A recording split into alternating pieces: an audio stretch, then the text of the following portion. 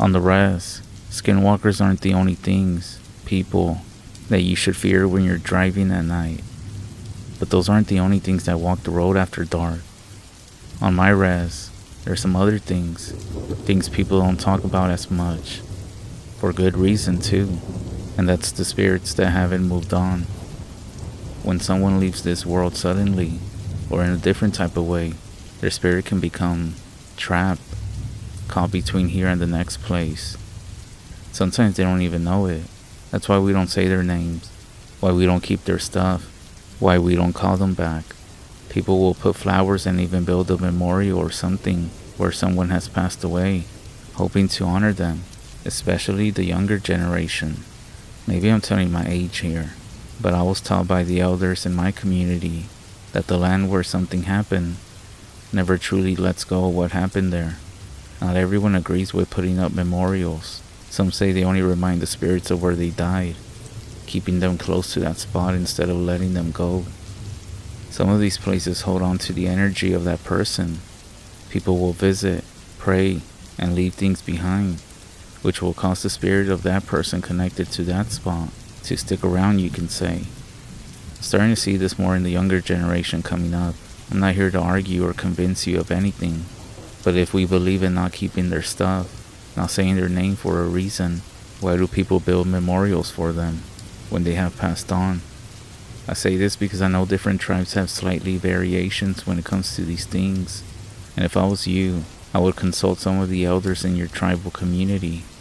Whether you believe it or not, I know one thing is for sure: the roads at night are never empty, even if you don't see someone. So what I'm going to share with you is not about the infamous Skinwalkers. It's about something else that you can stumble upon while driving at night. This comes from one of my friends, one of my former co-workers with the Nagual Tribal Department of Public Safety, back when I worked as a tribal prosecutor. I can't remember the exact year it happened, but there was a tragic car crash about 1/4 of a mile west of Kyle, South Dakota, on Highway 2. A young lady was coming into Kyle from the west when she lost control of her car. This happened due to a dip in the road. Her vehicle traveled from the westbound lane and into the eastbound lane. Her vehicle then rolled. The young lady died on scene. A memorial sign was put at the site of the accident, also encouraging people to wear their seatbelts. Now, this is a true story, with nothing but true events, so I'm not going to say her name, and I'm also going to talk about this in the most respectful way that I can. If you're familiar with the location that I'm describing here, you might actually know who the young lady was. It's nothing new. Car accidents on the REZ where someone dies happen so much. It's so sad. What is different is that she was young. She wasn't impaired in any sort of way. It was simply a freak accident. You can drive into Kiowa every day and you will drive over the same dip in the road. You'll even feel the car move up and down as you pass over it. You go through it so often that your mind simply ignores it when you drive over them. And she wasn't drinking, and the roads were not frozen or anything. Kiowa is a small town located in the middle of the REZ. It has an elementary school, high school, 2 stores, tribal housing clusters. The tribal court for the east side of the REZ is here, the police department, the juvenile detention center, and the jail for adults.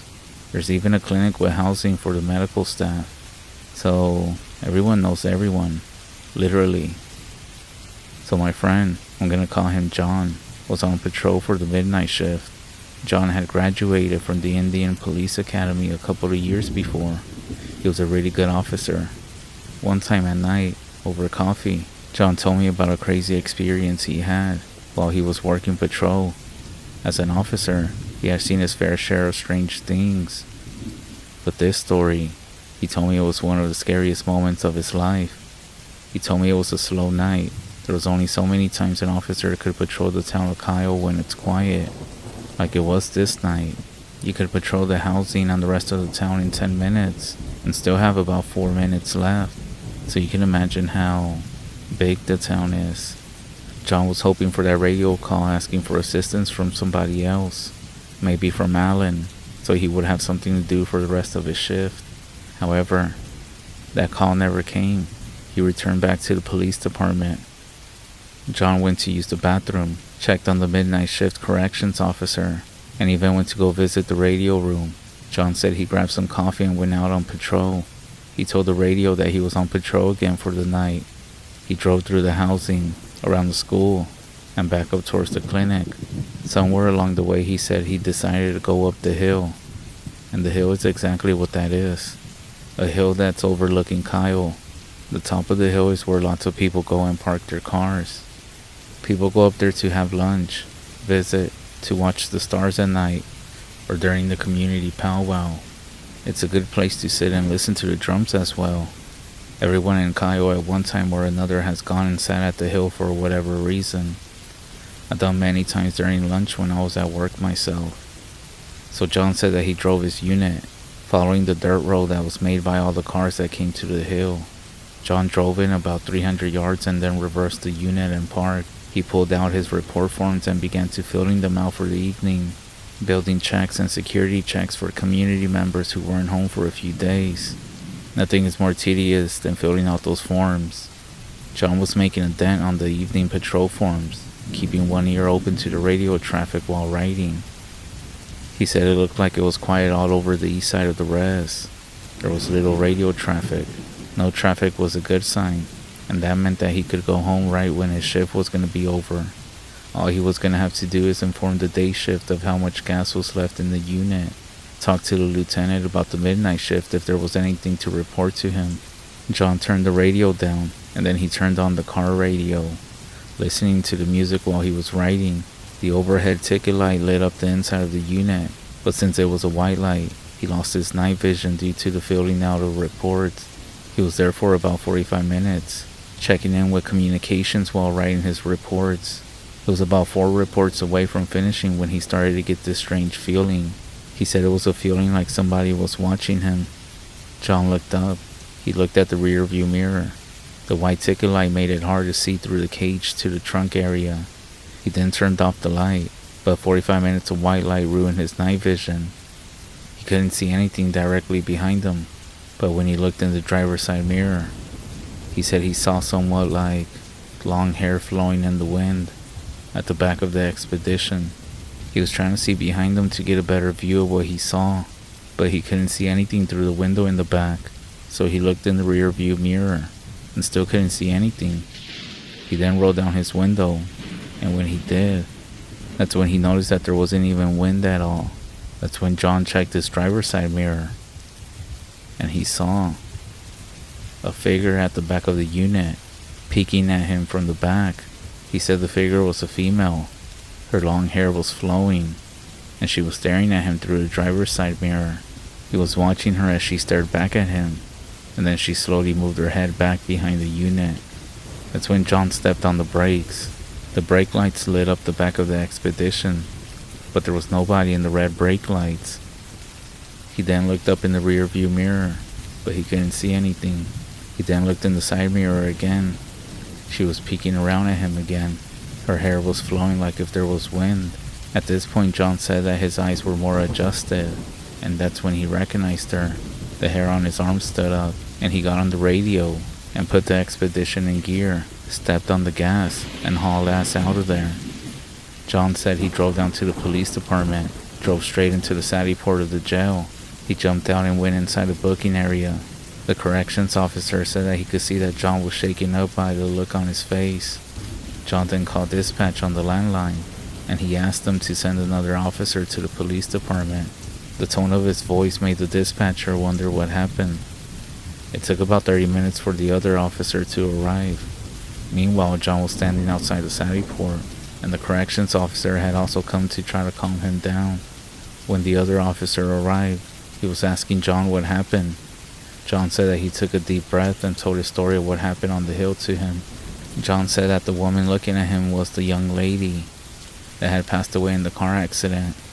The other officer knew from the look on his face and sound of his voice that something happened. He suggested that they go back up there to investigate, just to make sure it wasn't someone pulling a prank, but John refused. After a few minutes, the correction officer went back into the jail, and a few minutes later, he came back out, and as he did, he yelled out at John and the other officer to come and look. When both John and the other officer walked back into the Saddie port, He pointed to the back of the expedition. On the back window and corner of the unit were handprints. The handprints matched up exactly how someone's hands would look if they were behind the unit and peeking around from behind it. The officers and the corrections officer just stared at the handprints. John said that he reached out. The prints were fresh. No smudging, no streaks, just perfect impressions of fingers and palms. It made his stomach drop. That's when the other officer finally said, "Damn, you really saw her." The corrections officer, a man who had been working at the jail for like forever, shook his head. He told John to go see an elder. He told him that he has to get himself clean, or whatever he saw at the hill might actually follow him back home. The next day word spread fast. Other officers started sharing their own stories, strange sounds on that hill. Some of them said that they seen shadows moving in the mirrors, even radio static whenever they drove past a memorial site. Some even said that they had this strange feeling every time they patrolled near the dip in the road where the accident happened. It wasn't long before the community elder stepped in. After hearing what happened to John, they gathered the family of the young woman and explained what needed to be done. The family, though grieving, understood. Family and friends only wanted to honor her in a special way, but in doing so, they might have caused something. The elders advised that the memorial be taken down, that prayers be made, and that a proper ceremony be held to guide her home, if it truly is her. A few days later, it was done. The memorial was removed. Afterward, all the strange occurrences stopped. No more strange feelings from the officers whenever they would go over the crash site. John never went back to the hill at night. He said he had seen enough. My buddy John is set to retire this year. This happened a while back, and so that whenever you're driving down an old country road, a road on the REZ, or the highway, and you see a cross or some kind of memorial around, keep your eyes open. You just never know what might be watching you back when you look at your mirrors at night while driving.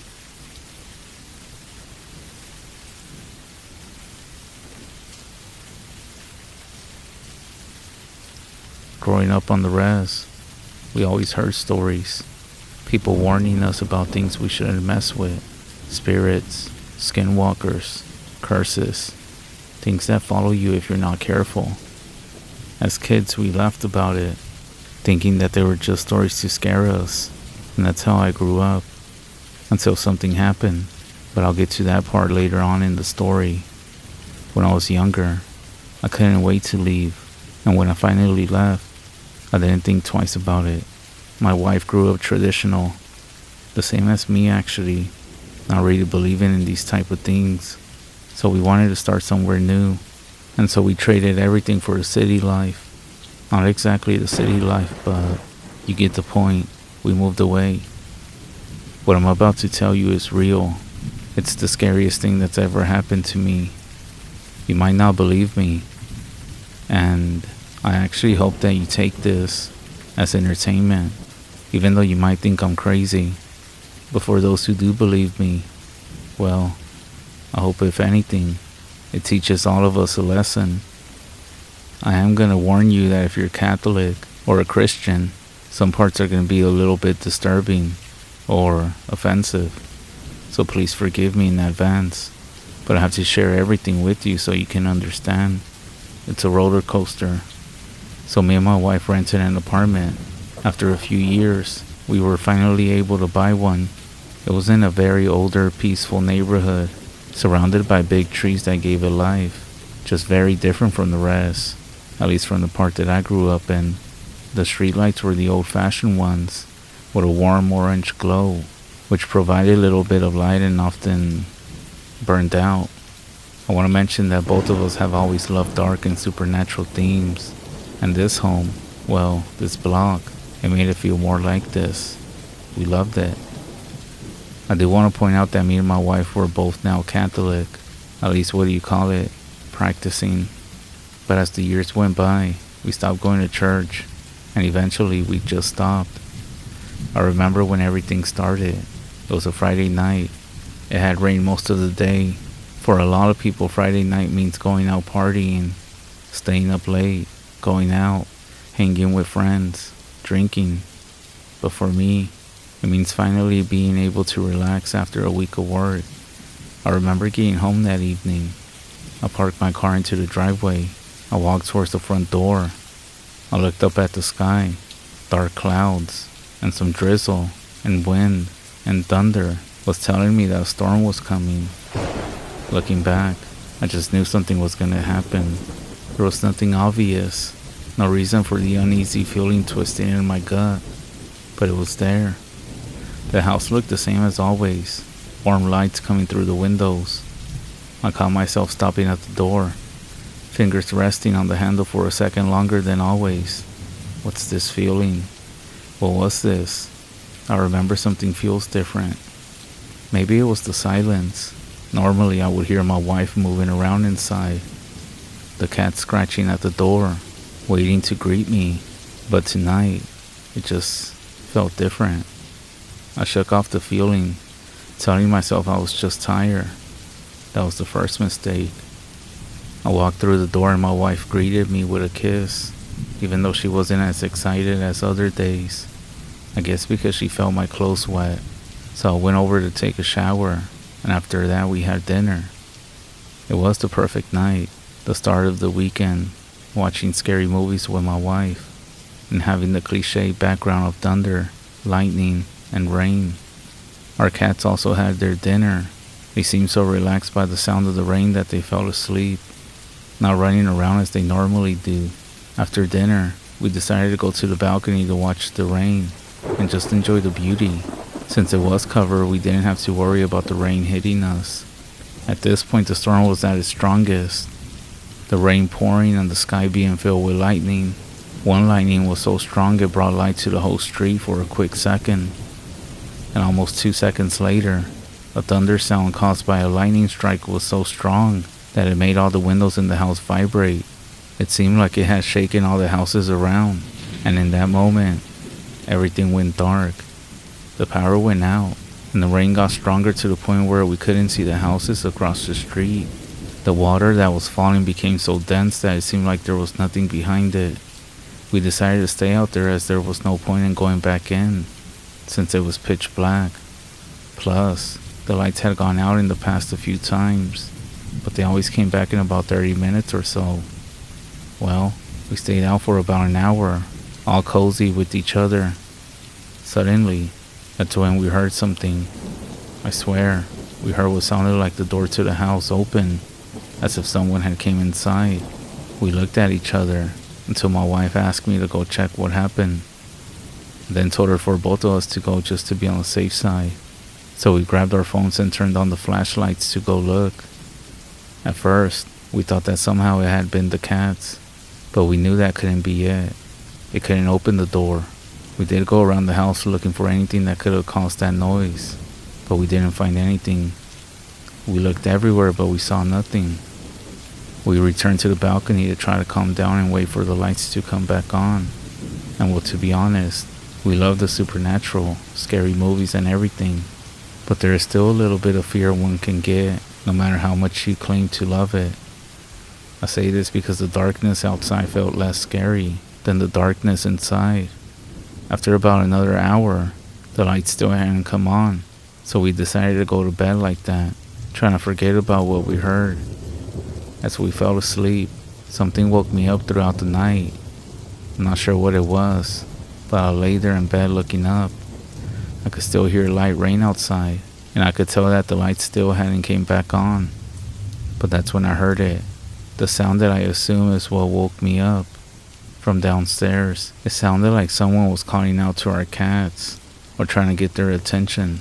I tried hearing more, and it definitely sounded like talking. And then, a giggle. So I figured it was my wife, so I just turned over to go back to sleep. But as I did, my heart stopped. I felt her next to me. I felt my stomach drop. My mouth went dry, and I was completely paralyzed for a moment, because I kept hearing it, followed by a muffled laugh, almost like if someone was covering their mouth to avoid laughing. After thinking about it for a few minutes and no longer hearing any noises, I shook my wife to wake her up. but she wouldn't wake up. She was like dead asleep. I'll admit that even though I no longer go to church, the only thing that I could think of was getting a rosary and a crucifix that we had stored in a box in the closet. We hadn't even planned on putting them anywhere, but a friend had given them to us saying they were blessed and for our protection. After thinking about it for a few minutes and no longer hearing anything, I quickly got up and went to the closet and got the crucifix that was given to us. Now, call me stupid, but what if it was an intruder? What was I supposed to do? To be honest, I should have gotten a gun, but we didn't own any at that time. So I took my phone and turned on the flashlight, and then I went to the stairs to see who was down there. Before going down the stairs, I yelled out, "Who's down there?" And then I said, "I already called the police and they're on their way." Of course, I hadn't called them. That didn't even cross my head. Right now, my mind was focused on protecting our home. There was no response, so I slowly went down the stairs and looked around before getting to the last step. I mean, it was completely pitch black inside. The only thing I could see was what the light of my phone gave out. As I started walking around the first floor, I didn't see or hear anything except for my cat standing in place, looking suspicious. At this point, I've seen too many scary movies that I'm starting to think, what if my cats are something else? Those thoughts came to my head, but I ignored them. I stayed looking everywhere, in every kitchen cabinet, and even went outside. It had already stopped raining, but it was very silent, eerie-like, but I felt safer outside than inside the house, which was weird. I'm not sure what it was, but I decided to come back inside. As I came back in using the light of my phone, I noticed the cats were looking at the stairs, and one of them started growling. I took out the crucifix, and I started to remember the prayers that I learned at church. As I got closer to the stairs to go back up to our room, the cat started growling like crazy, looking at the top of the stairs. As I got to them, I looked up to see what they were growling at. When I did, a figure coming down the stairs. By this point, my eyes had adjusted to the darkness and I could see better now. Also, this is what I mean by when I say that I really hope you think all of this is fake. Shit, I wish it was, but I hope you take it as entertainment. I saw the most horrifying thing to this day that I have ever seen. An image. This image that I can't get out of my head to this day. Everywhere that I look, I see it. Coming down the stairs with long steps was a completely naked man, covered in blood, with a crown of thorns, paralyzed, feeling like I was gonna pass out. It looked like a man. It almost appeared to be like a Christ figure. I thought I recognized it from pictures that I seen. This figure stopped a few feet from me in the darkness. I was afraid to look at it. It then moved its head to the left, then to the right, and then back to the center. "Are you praying to me?" And it let out what sounded like a small chuckle. It spoke low and continued, "Come, my child, don't be afraid. I am the Lamb of God. Put your hand in my side and believe." I know it wasn't human, as it said those last words. I saw it put its hand into a wound on its side and twist it, then put its left hand over its mouth, revealing a long dark tongue moving up and down, before letting out an evil laugh and said, "Your prayers cannot help you. He does not exist, but I do." Suddenly, the cat started going crazy. This creature, thing, whatever it was in the darkness, turned to them and growled back. That was the last thing I remember. My wife told me that when she heard the cats, she woke up and noticed that I wasn't in bed. She called out to me but got no response, so she got up, tried to turn on the light, but the power was still out. She then saw a light in the hallway. It was my phone illuminating the floor. She got scared when she saw me lying on the ground and tried to wake me, thinking that I had fallen or tripped or something. She checked for injuries and felt relieved when she saw there were none. She was about to call for help when she heard a voice that she recognized. "Go back to sleep. He'll be fine," the voice said. At first, she thought she was still half asleep and imagining things, but then she heard it again. "He's fine. He'll wake up in a few." My wife said it was the voice of my dad. She felt like she was going into shock, and out of desperation, she started to shake me to wake me up.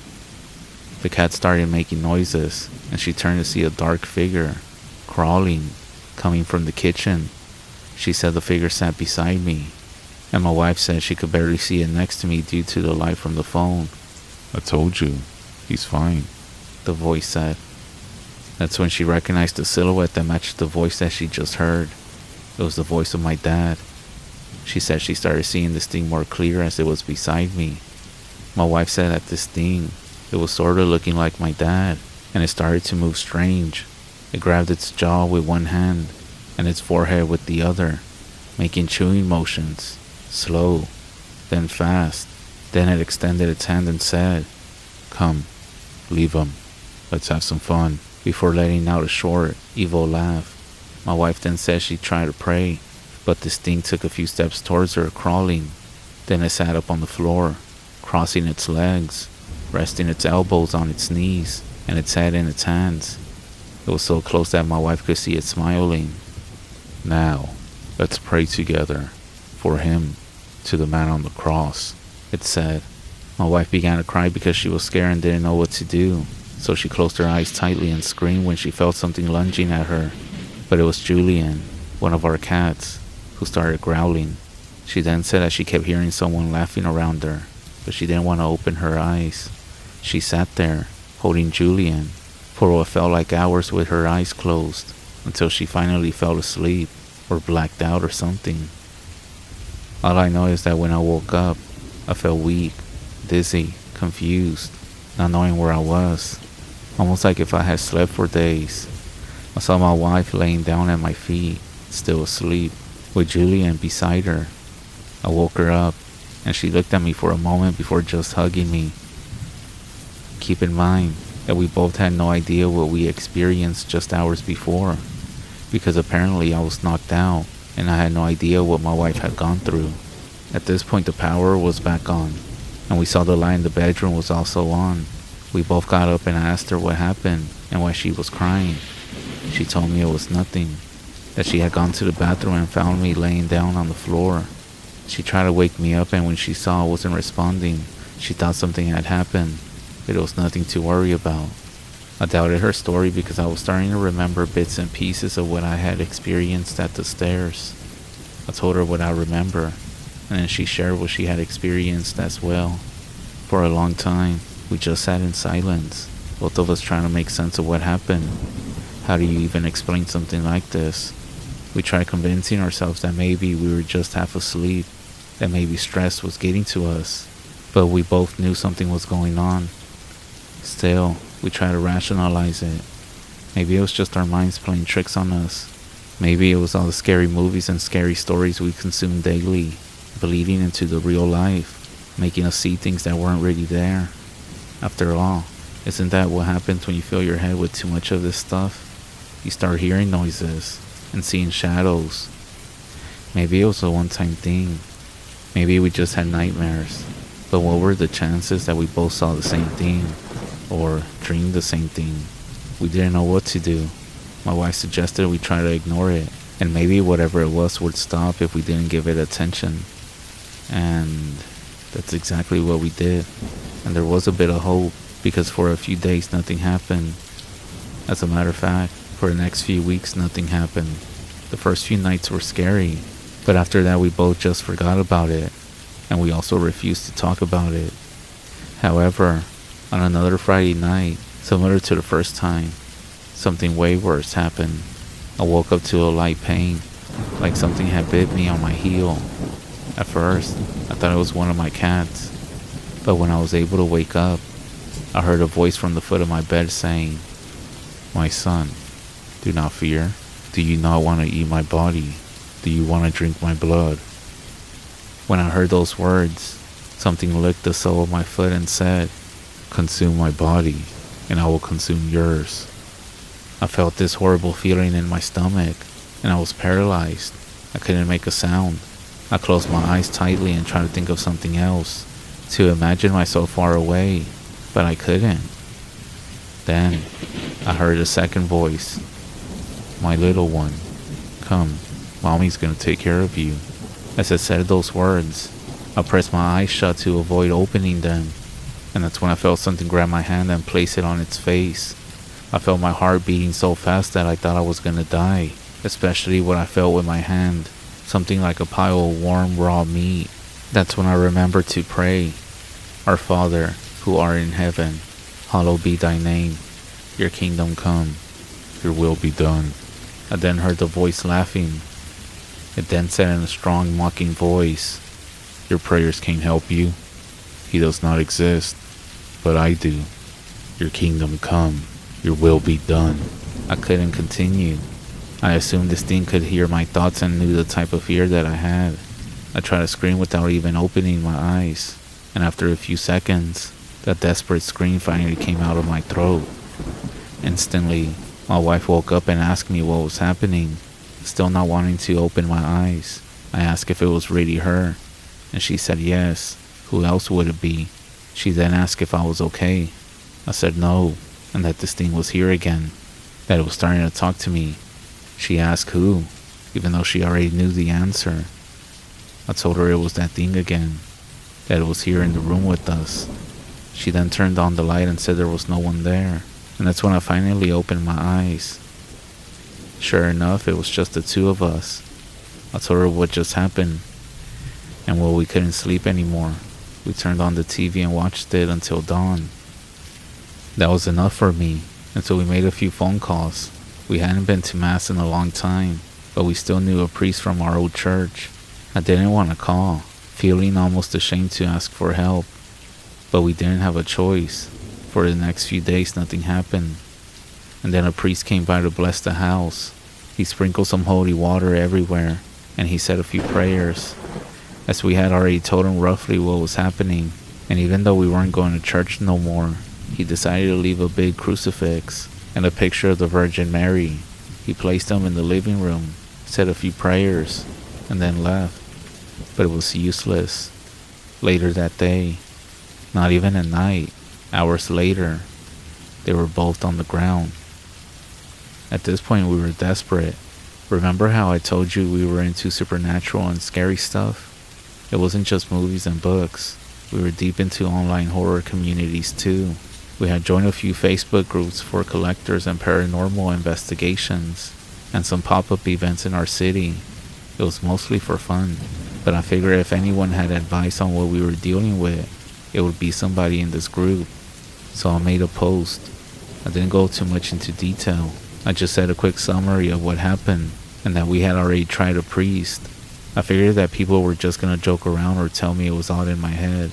But there was somebody who said, there's a witch doctor in your city. She deals with things like this. If the priest couldn't help, she might be your best shot. Normally I would scroll past something like that, but at this point, what else could we do? I clicked the profile of the person who left the comment. It had been active in this group for some time, so I know it wasn't some random troll. So I sent her a message, and she sent me the contact information. Well, actually, she sent me the link to her profile. It was a witch doctor who apparently knew how to get rid of evil spirits and bad things. She messaged back saying that she was overseas and wouldn't be back for a few months. I felt a pit in my stomach when she said that. We needed help. Still, she didn't just brush us off. She started asking a few questions, things I hadn't even considered. Did anything change in your home before this started? Did you bring anything new inside? Think carefully. Was anything given to you recently? We had moved into this house some time now. We had bought everything, decorations, couches, random things here and there, but nothing stood out. My wife did mention the crucifix and the Virgin Mary picture that the priest had left, but the witch doctor quickly said, that's not it. Think about something that's in your home that wasn't there before. I did tell her that we got rid of a few things, that we had thrown some things that felt strange, but she warned us, sometimes when something is invited in, it stays, even after throwing the item away.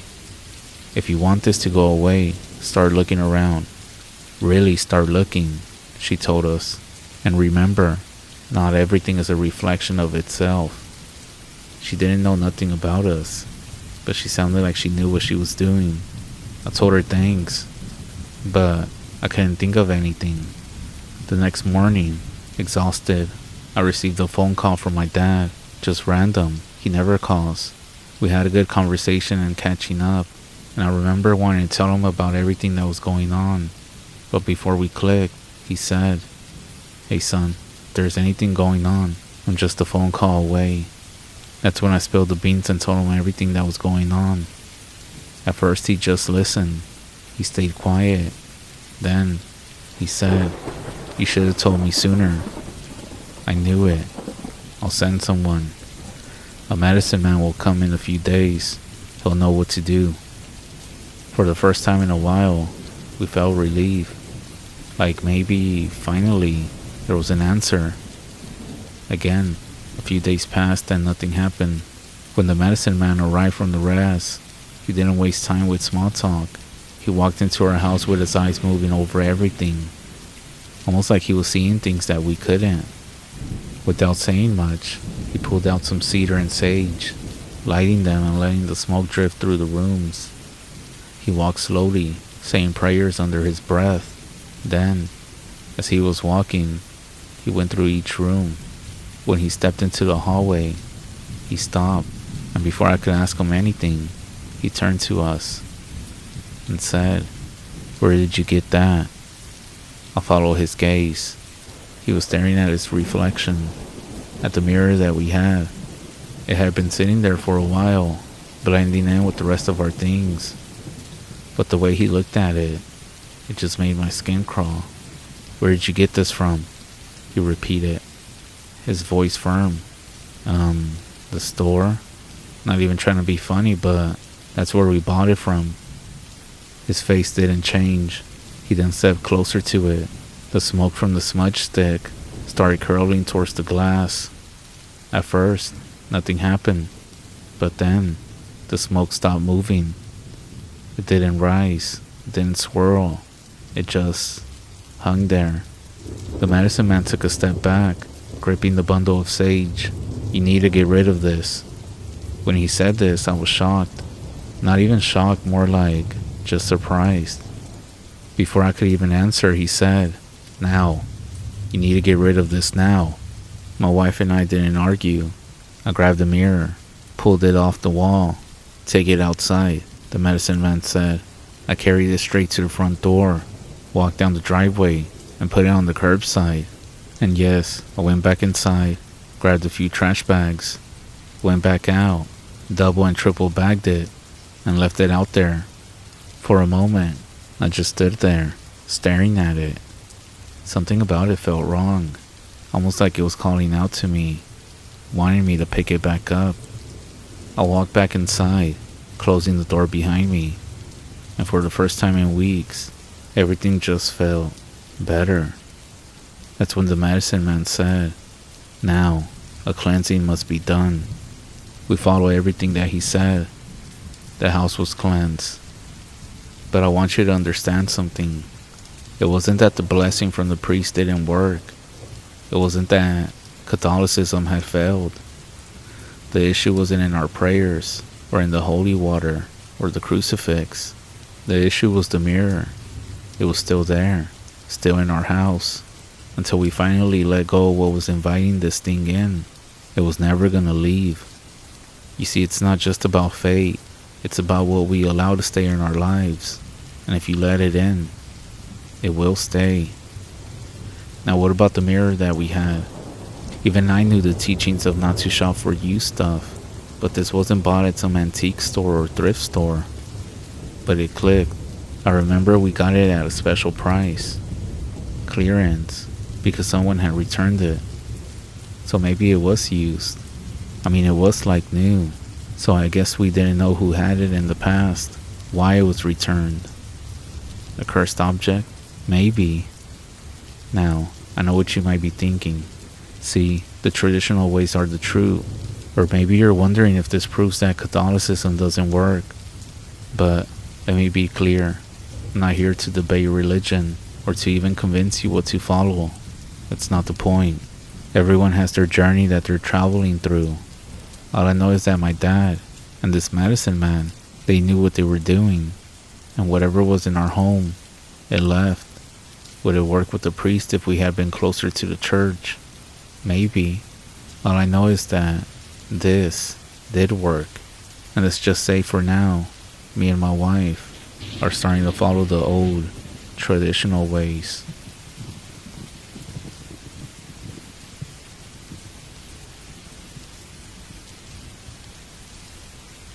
I'm from the First Nations from Canada.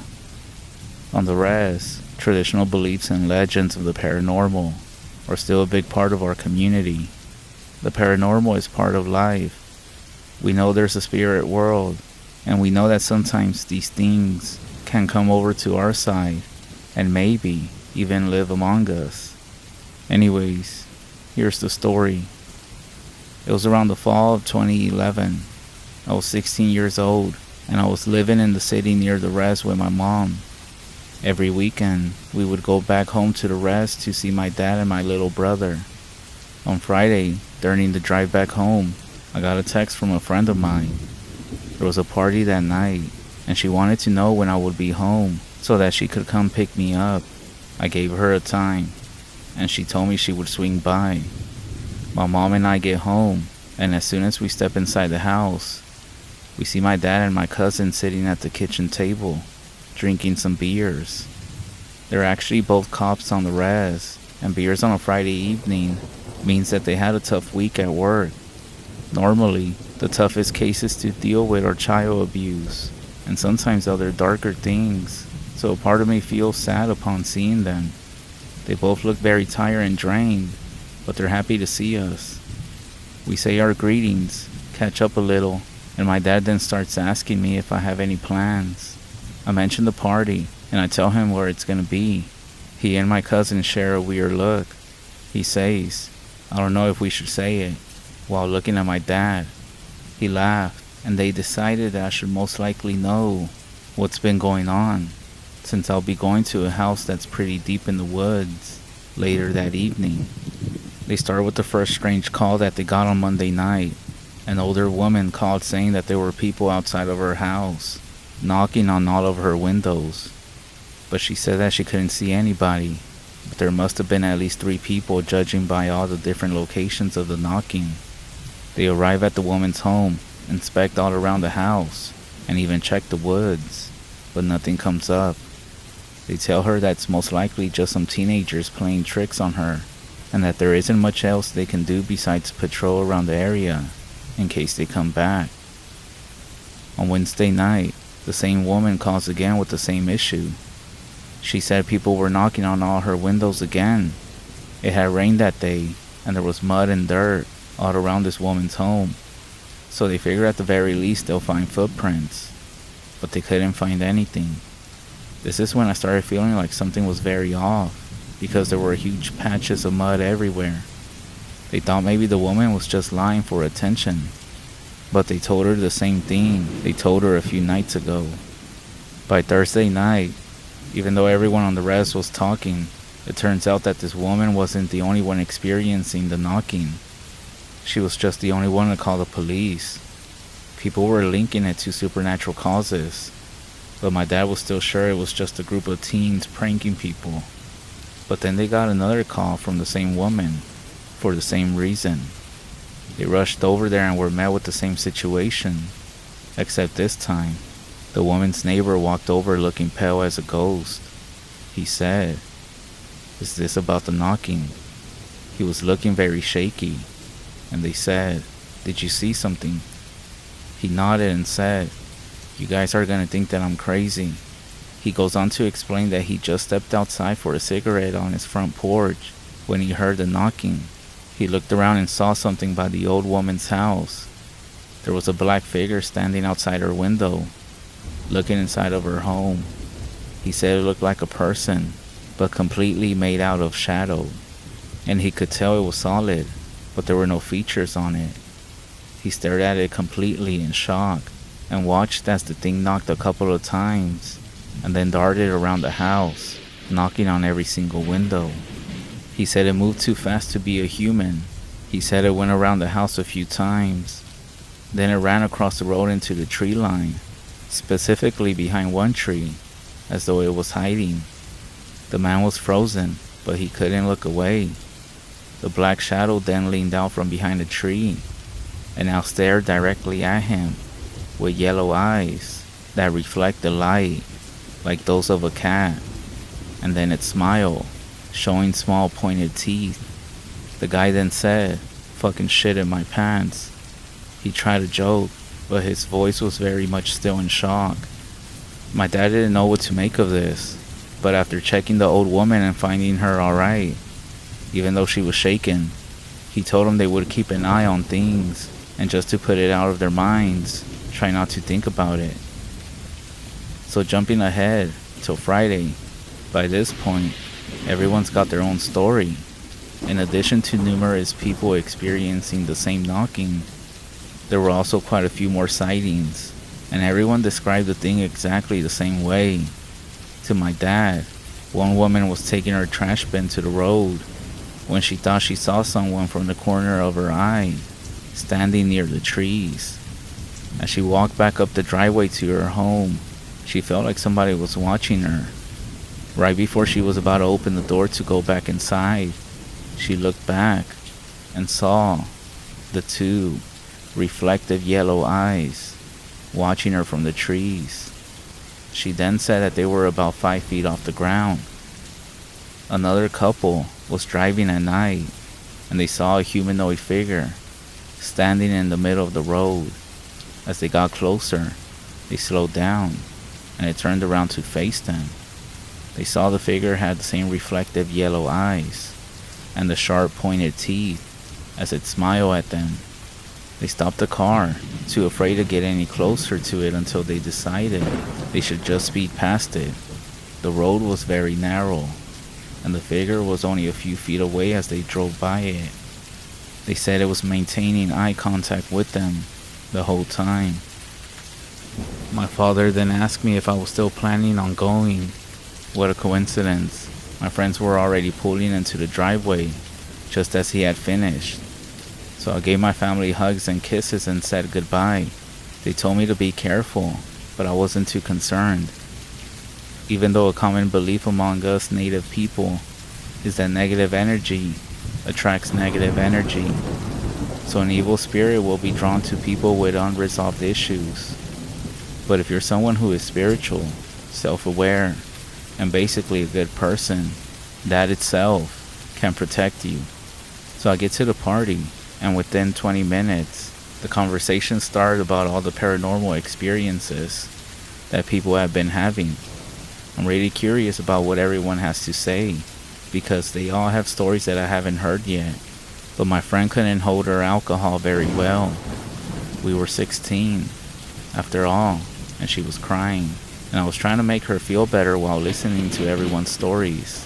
One of the people at the party was related to the smoking man that my father first talked about, the one who first described the shadow thing that darted into the trees. This person told us that the experience shook the smoking man up so much that he had to get his entire home smudged. Smudging is something our people do when we're looking for extra protection against the paranormal. This man also went to visit a few elders around the community, asking for advice, or if they knew what the hell was going on. It's commonly said on the REZ that paranormal experiences don't happen as often as they used to. If you talk to the elders, they have endless stories, and even more advice about how to protect yourself compared to younger generations.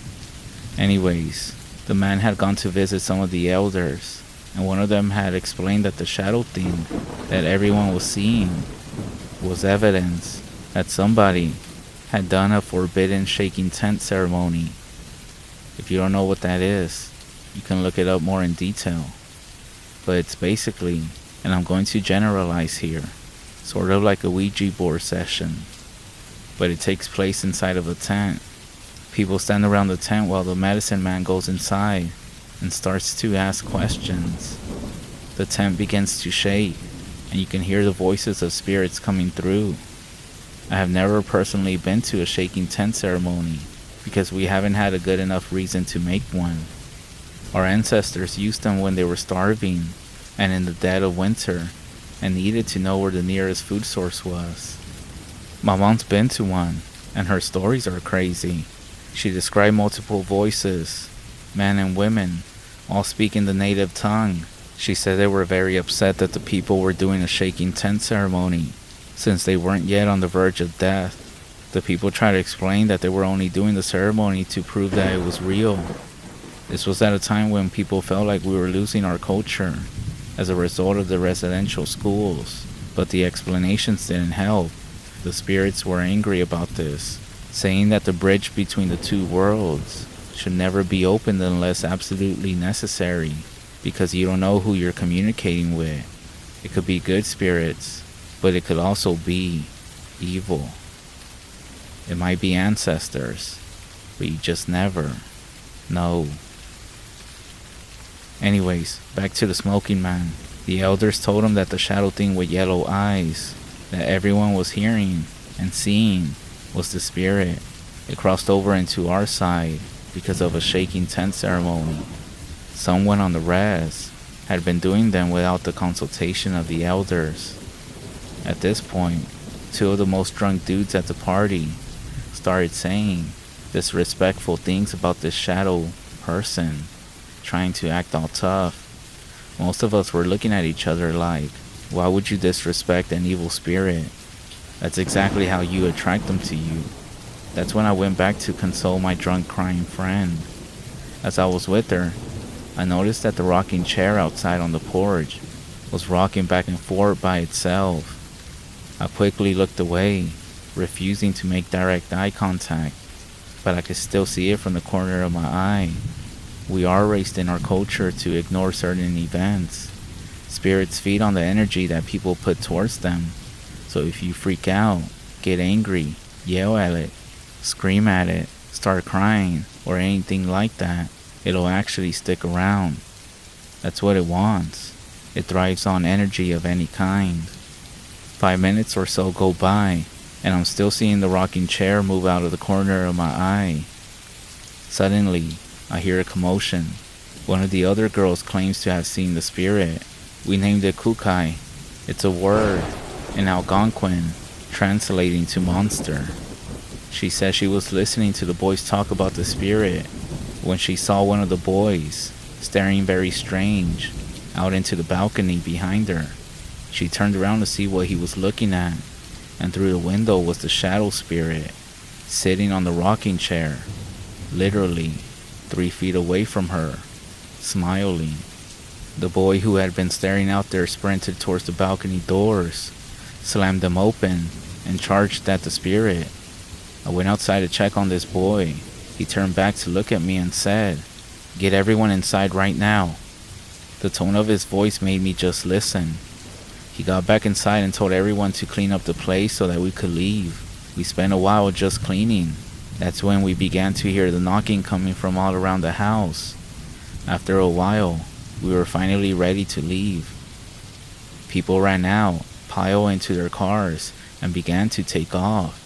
Me and the boy were walking towards his truck. He was actually my ride home, when suddenly, he began to rush me and push me into the truck. Then he jumped in and we just peeled out. I asked him why he did that, but he refused to talk about it. A few days later, I ended up hanging out with him again, and he told me his experience of that night. When the other boys were disrespecting the spirit, he said he saw it appear out of thin air, onto the rocking chair, out on the balcony. He made eye contact with it, and suddenly couldn't look away. He and the spirit were staring each other down, and that's when one of the girls saw his expression. She turned around, saw the spirit, and screamed. He said his first instinct was to defend his friends, and that's why he ran outside. He said the feeling that he was getting from the kukai was almost like it was daring him to do something. But the second he got up, the thing stood up and ran into the woods, disappearing from the patio. When the boy went outside, he stood on the lawn and saw it standing at the tree line, looking right at him with a smile on its face. Later, as we walked back to the truck, he saw it again closer, and that's why he pushed me into his truck to leave. After he dropped us off at our houses, He and his friends realized that they never locked the door to the cabin, so they went back. But his friend was too scared to go in, even though it belonged to him, so the boy went in by himself. The second he opened the door, the thing was standing in the living room. The boy locked the door as fast as he could and hopped back in the truck. The two then peeled out of the driveway. These sightings continued for a few days after that. It was the talk of the REZ, but then suddenly, everything just stopped. There was no more knocking, no more sightings. Everyone was curious about what happened to the spirit. What was it? And could it come back? Would it come back? Eventually, word came from up north, where sightings of the same spirit were seen in a different community. And then some of the white people in the town, just north of us, started to report very similar strange events. And then other reservations near us were as well. The way the stories were coming in, it's like the spirit was traveling north. As of 2018, there's been no more sightings. No one on my REZ or anybody else has seen anything remotely similar to what was going on. So, what do you all think? Let me know.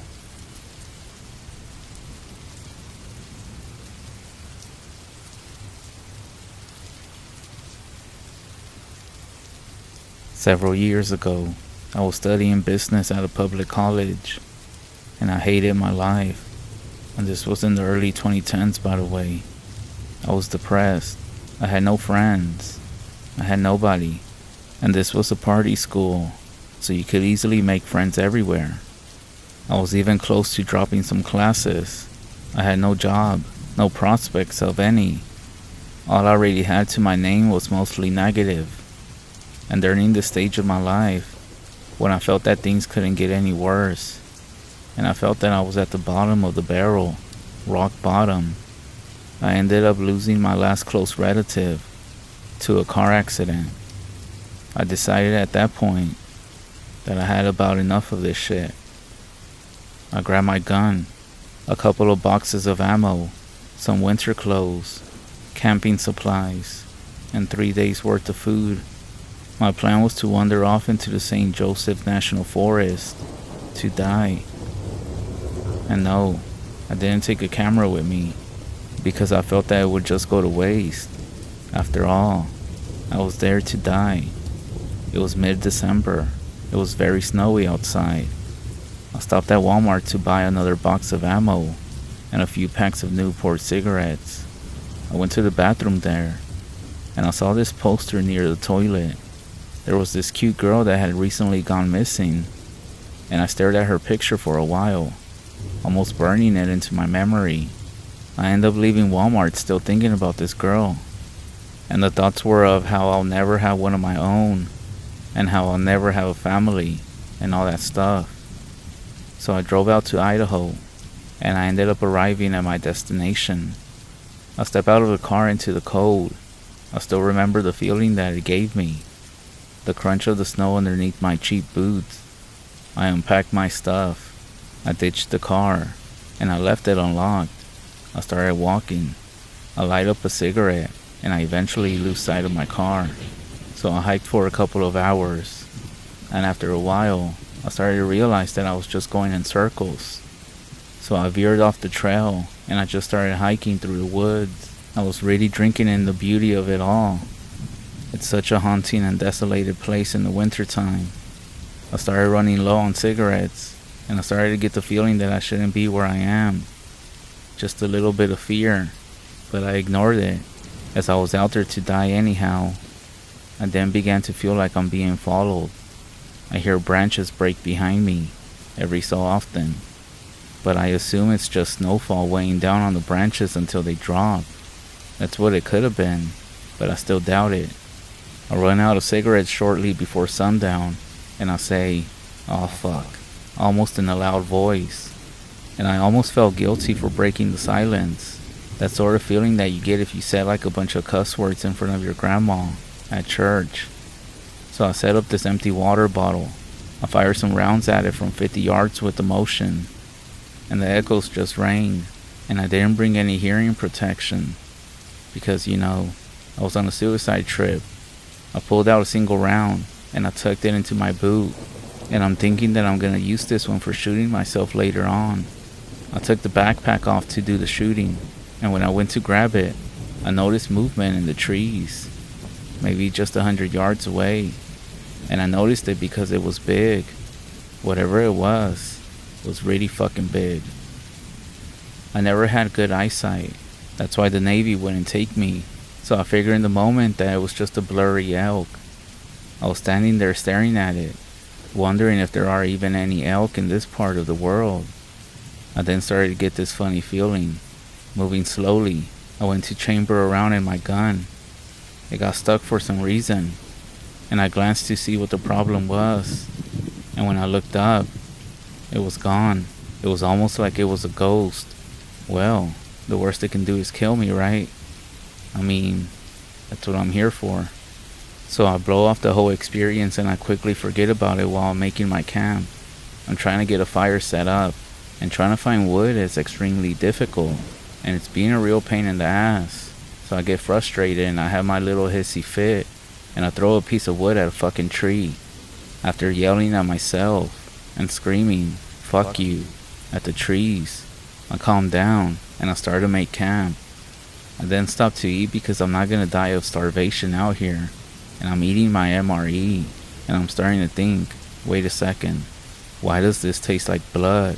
And then I realized that the air smells like blood, and I think, what the hell is going on here? It's the winter. And then I remember I read about this before, but I tell myself to relax. There's nothing. And then I hear a distorted "fuck you" coming from the trees. It sounded like somebody was talking through an AM radio. I leap to my feet with my gun in my hand. I'm spinning around and around, scanning the trees for any sign of movement. I then hear a branch break at my 9 o'clock, so I spin around and hold my rifle still. There's a fine dusting of snow that starts to collect on my rifle. After about an hour, I finally relax and I go into my sleeping bag. And I don't have a tent. Not because I'm out here to kill myself, but because I actually forgot one. And at that point I think, wow, I really am an idiot. So I fold the sleeping bag over myself without zipping it, and I sleep with my rifle in my hands ready to go. I fall asleep with almost my entire body stuffed into the sleeping bag, but something woke me up. It was that smell again. It's the same as before, but much stronger. I then noticed that my fire was out. I checked my watch and I realized I had slept maybe 2 hours or so. I then realized that there's a tree that shouldn't be there, right at the foot of my sleeping bag. It's not a tree. It starts to move a little. I swear, I can almost hear it take a breath. It's much taller than a person for sure, and thicker too. I was able to make out the arms, long, with these weird claw-looking things on the end of them. The arms were hanging loose by its sides. My heart starts to pound out of my chest until that's all I can hear. For a split second, I consider putting the barrel into my mouth and trying to end it all before whatever this is gets me. But the adrenaline takes over. I slept with my gun in my hands ready to go in case something like this did happen. I used the gun to flip the sleeping bag off of me. I aim at the figure and I fire a round, and I'm blinded and become deaf because of the noise. I leap to my feet, swinging the rifle in front of me like a club and screaming. I slowly regain my vision and I panic. I scan the tree lines. It's gone. Maybe it's hiding behind a tree. I then start to think, wow, I haven't felt a fear like this in my whole life. And then I get loud. "I'll kill you. Fuck off." And then somebody replies, a distant but clear "hello," followed by a second later, "Hey, are you okay?" I reply with, "Who the hell are you? What do you want?" The message came back, "My name is Jim. Are you alright?" I ended up talking with it some more, all the while nervously scanning the perimeter. Then, a couple of other voices chimed in from the same direction. and I told them that I almost got attacked by a bear. They fired off an orange flare, and I realized that they were actually a lot closer to me than I thought they were. They were just down over a hill. I'm pretty sure I passed through the clearing that they set up shortly before I made camp. "Hey man, can you come to us? What if I get ambushed?" I say. "Fine, I'll come to you. I have a gun. But don't shoot me, okay?" It seems like it took homie forever to show up. We played a game of Marco Polo until he got to me. He had a stainless steel 357 and a flashlight. He introduced himself as Jim. He was a nice guy. He asked me if I was injured, and he was also short. I don't know why, but I figured he would be tall. He led me back to his camp and spoke to me quietly on the way. We had bear troubles as well. And then he got even more quiet and said, "But this ain't no fucking bear. You agree?" And I replied, "Couldn't agree more." After walking a little bit, he then says, "The others still think that we just ran into a bear in the woods. And they're all pretty calm, so try not to scare them. We were having a party out here and half of them are shit-faced." I simply nod and say, "Roger, how many people do you have with you?" And he says, "There's 6 others." We arrived at the camp. There were coolers and a couple of tents scattered around a low fire. There were beer cans everywhere, trash everywhere, and a moment of humor to break all the tension. Some insanely drunk dude stumbles up to me, puts his hand on my shoulders, and says, "Where's the bathroom, man?" And I just think to myself that this is a shitty horror movie, and we're all gonna die, and no one's ever gonna find us. The only other gun besides mine and Jim's 357 is a 22, unless you count the flare gun as well. Jim and the kid with the 22, who ended up introducing himself as Travis, were trying to convince the other friends to stop drinking in case the bear comes back. Jim then introduces me to everybody. The drunk guy from earlier has stumbled into a tent, and he is passed out, as well as this other girl that's in a different tent as well. I shake hands and exchange names with everyone else. But something is off. I notice it right away. I'm looking around at everybody, and I started to run some numbers in my head. There's 7 people in total, 2 asleep in the tents. Why are there still 6 people out here? Jim then goes off to work on the fire, and I go to say hello to the last person, some other girl. She just ignores this and stares at me. It's kind of dark, but I swear that her face looks familiar. I then see something move from the corner of my eye. It's stainless steel. It's the barrel of Jim's gun. He's pointing it at the person that I'm trying to talk to.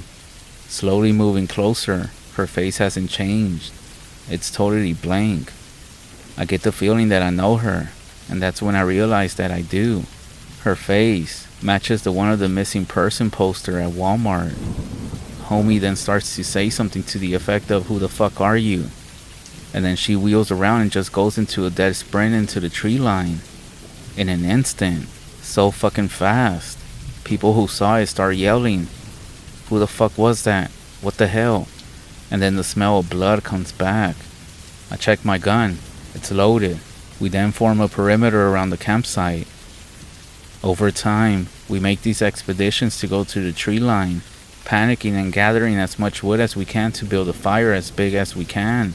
Everyone who isn't drunk is clutching something. The 22, the flare gun, machetes, a hatchet, even regular knives. Nobody says a word. We then hear branches breaking off in one direction, and then more breaking in the same direction. And the smell starts to get stronger, and I'm starting to think, fuck, I wish I had my cigarettes right now. The girl with the flare gun sees something and fires a flare into the trees. Underneath my breath, I think, oh great, you wasted one. I then see the silhouette, 15 or so feet from where the flare was lighting everything up. I fire around at it. It hits a tree, and the thing just bolts away. People see it and hear it run to the trees. But it doesn't run from the campsite. We can hear where it just stays around. Branches break, and people see things move around for another hour or so. At some point, the kid with the 22 starts to fire off rounds at almost everything. He then gets screamed at for wasting ammo. This continues. Jim grabs him and shakes him and tells him to knock it off. And I realize now that they look so much alike because they're brothers. As the whole thing unfolds, I start to hear something loud behind me. I look around and fire a shot at the blur that's moving towards the camp. This thing then sprints right through the camp. It grabs the dude and tries to haul him off into the woods. The guy had a machete and started hacking at it, and it let him go. He was curled in a ball screaming. We dragged him back to the fire and calmed him down. But the thing was big. I saw it run with a funny gait, but it was fast. Oversized feet, and it even had antlers. I swear it had some. Someone then says, "Oh fuck, Jimmy, are you okay?" This thing then starts to circle more. All of us, myself included, started panic shooting into the trees. We're all running low on ammo, and it's only 3 a.m. The fire is burning low. Then, it starts talking to us, mocking us, saying stuff that we already said. A couple of people started crying. I started to fucking lose it myself. This thing charges again right at me. I scream at it. My rifle had a bayonet, and I buried it into its body and pulled the trigger. It tries to swipe at me with a claw, and it just goes over my head. It then pulls back and darts back into the tree line. I chased after it, gun raised over my head, screaming. I get into the trees and saw it crouching there 6 feet from me. It was dark, but I saw it. I looked into its eyes and just lost it. Every bit of courage left me. I stood there stiff, waiting for it to just kill me. I felt like hopeless prey. A couple of people grabbed me by the shoulders and dragged me back to the fire. I know they didn't even see it, but it was right there. I only have 3 rounds left now. I used the snow to clean the black, steaming blood off my bayonet. The camp was still circled, but we seemed to have injured the thing, and it wasn't saying or peering at us anymore. It was just wheezing, this loud, terrible, awful wheezing sound, with what sounded like a cough, and a shriek as well. The sun finally came up. It was the most beautiful sunrise I had ever seen, I swear. Everybody packed up their stuff. We hiked about 10 or so tense minutes in a tight formation to a trail very close by. I had no idea that it was there. I followed the trail back to their pathfinder, and they all jumped in, and I'm stuck, just standing there. I start to remember my mission, why it was that I came there. I looked down at my rifle.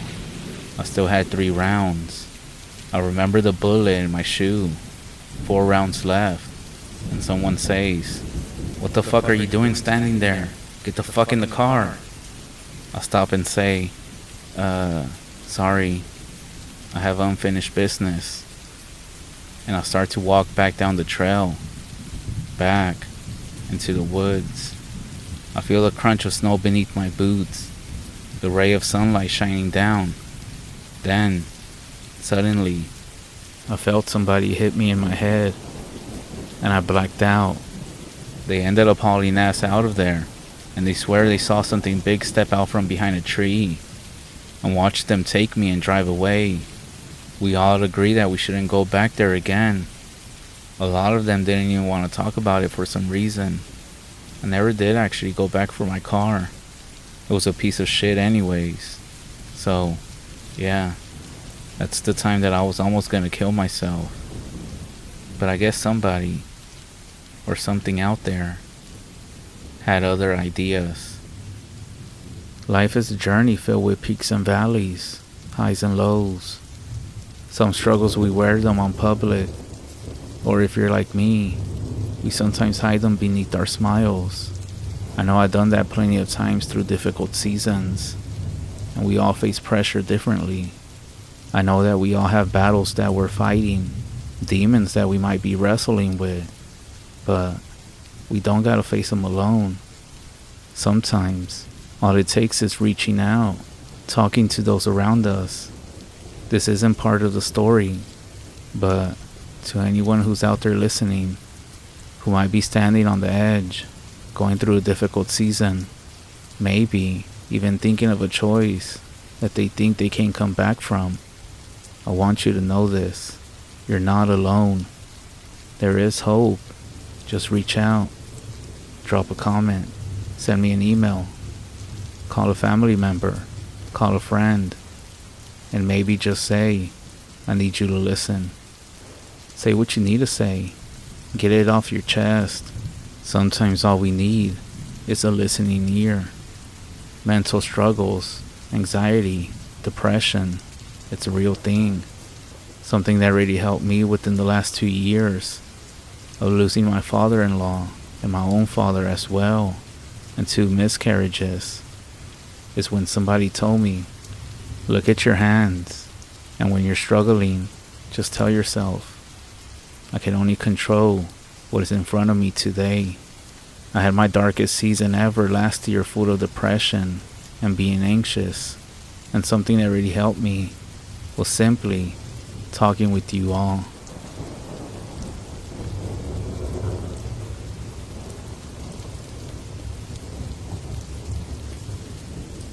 Francisco and I had been married for only 3 years when this happened. We lived in Texas at that time, and we actually still do. We hadn't seen his parents, who live in a small pueblo in Mexico, since we got married. That's why we wanted to take advantage of spring break to visit them. My name is Viviana, and this happened 10 years ago. Our 2 older children who joined us at that time were just young kids.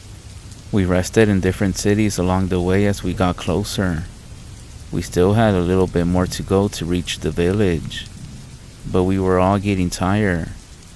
And, well, if you have kids, then you know how this goes, being in a car stuck with them for more than a few hours. We did end up stopping halfway, and when I woke up that morning, my husband received a call from his family. He didn't want to tell me what the conversation was about, but I saw his expression change from joy to concern. I brushed it off, but looking back, I should have known that something was going on, or something was going to happen. As we got closer, I noticed that my husband somehow was starting to get a bit nervous. I asked him if he was alright, because he didn't seem excited like he had been previously. He simply said that he was tired, and he was ready to get there, as we were only about 30 minutes away. However, the situation changed when we saw that the road was blocked. He parked the car. He was deep in thought for a few moments, and then suggested that we go back to a hotel until the road was clear. Now this was very strange. We were almost there. A few extra minutes wouldn't hurt nobody, but it was obvious that he didn't want to take a detour, which was a dirt-filled road that would take us more time to reach his village. Now, in some remote places in Mexico, or getting close to the ranchos, there are no street lights, making it impossible to see beyond the reach of the car headlights. If something happened to you, or if your car stopped, you would be stranded in these roads unless someone found you. I then looked at my husband and told him that it would be fine. The kids are asleep, and some few extra minutes won't be so bad.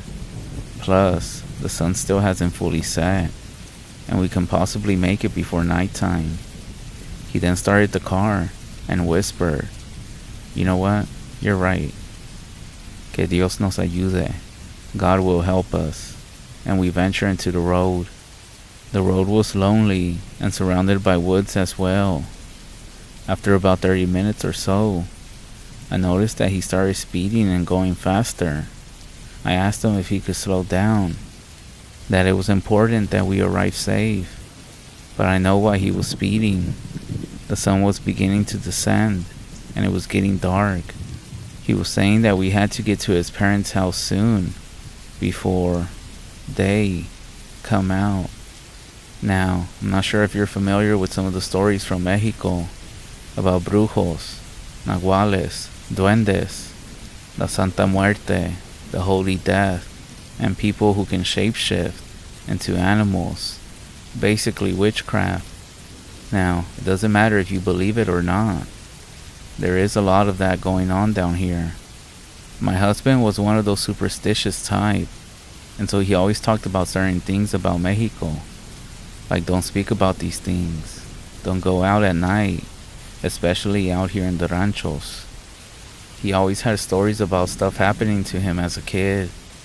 About birds turning into witches and flying away, noises being heard at night, and people cursing animals and livestock, and even humans themselves.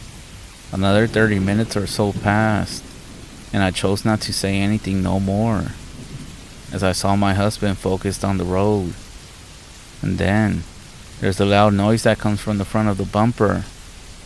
I only remember seeing something crossing out of nowhere when it happened. It was so fast. I screamed, and the children started crying. Francisco stopped the car and got out to see what we had hit. I still had the children hugged when he returned, and he quickly started the car. He had a horrified look on his face that I had never seen before. Whatever he saw scared him. I asked him what was happening, and all he said was that it was an animal and we needed to get out of there quickly. A few minutes passed, and that's when I began to hear loud shrieks in the darkness, getting closer and closer to us. Then, I started to hear those screams alongside of us. It also sounded like something was running beside the car. I turned to look, and that's when I saw it. It was a huge animal, similar to a black bull, but its size was abnormal. It had horns, and it had large red eyes. It was looking at us as it was running beside us. I could see saliva coming from its mouth with every scream it let out. I know this wasn't a normal animal. Its distorted face and features, it looked almost like a demon. Our kids started screaming. I covered their eyes to try to protect them, but those sounds made all of us tremble in fear. Francisco began to shout some words towards it, and he told me to move away from the window. That's when this thing, or this demon, or whatever the fuck it was, started hitting the car with its body. I felt like my heart wanted to jump out of my chest with every hit. I think it was on the 4th or 5th blow, when Francisco lost control of the car, and we ended up on the side of the woods, stopping right next to a tree. The impact was so hard that all I remember is seeing my husband passed out on the steering wheel. That's when I felt blood starting to trickle down my forehead, and still dazed, I managed to see towards the window, and I saw those demonic red eyes staring at us through the window. It was doing this while fogging up the glass, and it looked like it had a smirk on its face. That's the only thing I remember of that night. That's when I passed out, and that's all I remember. Sometime later I woke up. I was lying on the side of the vehicle, and there were several people helping my husband and children. A woman approached me, and she started cleaning the cut on my forehead. Then I recognized them as my in-laws, and my brothers-in-law as well. The morning found us in a small medical room. Lucky for all of us, we were all fine, just a few bruises. But that night, back at my in-laws' house, they revealed to us that this creature that had attacked us was a Nagual that was actually known in the town. What we hit with the car moments before the crash was a different Nagual, and apparently it was the young son of the first one. Francisco then said that when he got out of the car, this thing was lying on the ground and couldn't move. The Nagual that was trying to kill us was near the young one at the time of the crash, and upon seeing him injured on the ground, he followed us as revenge.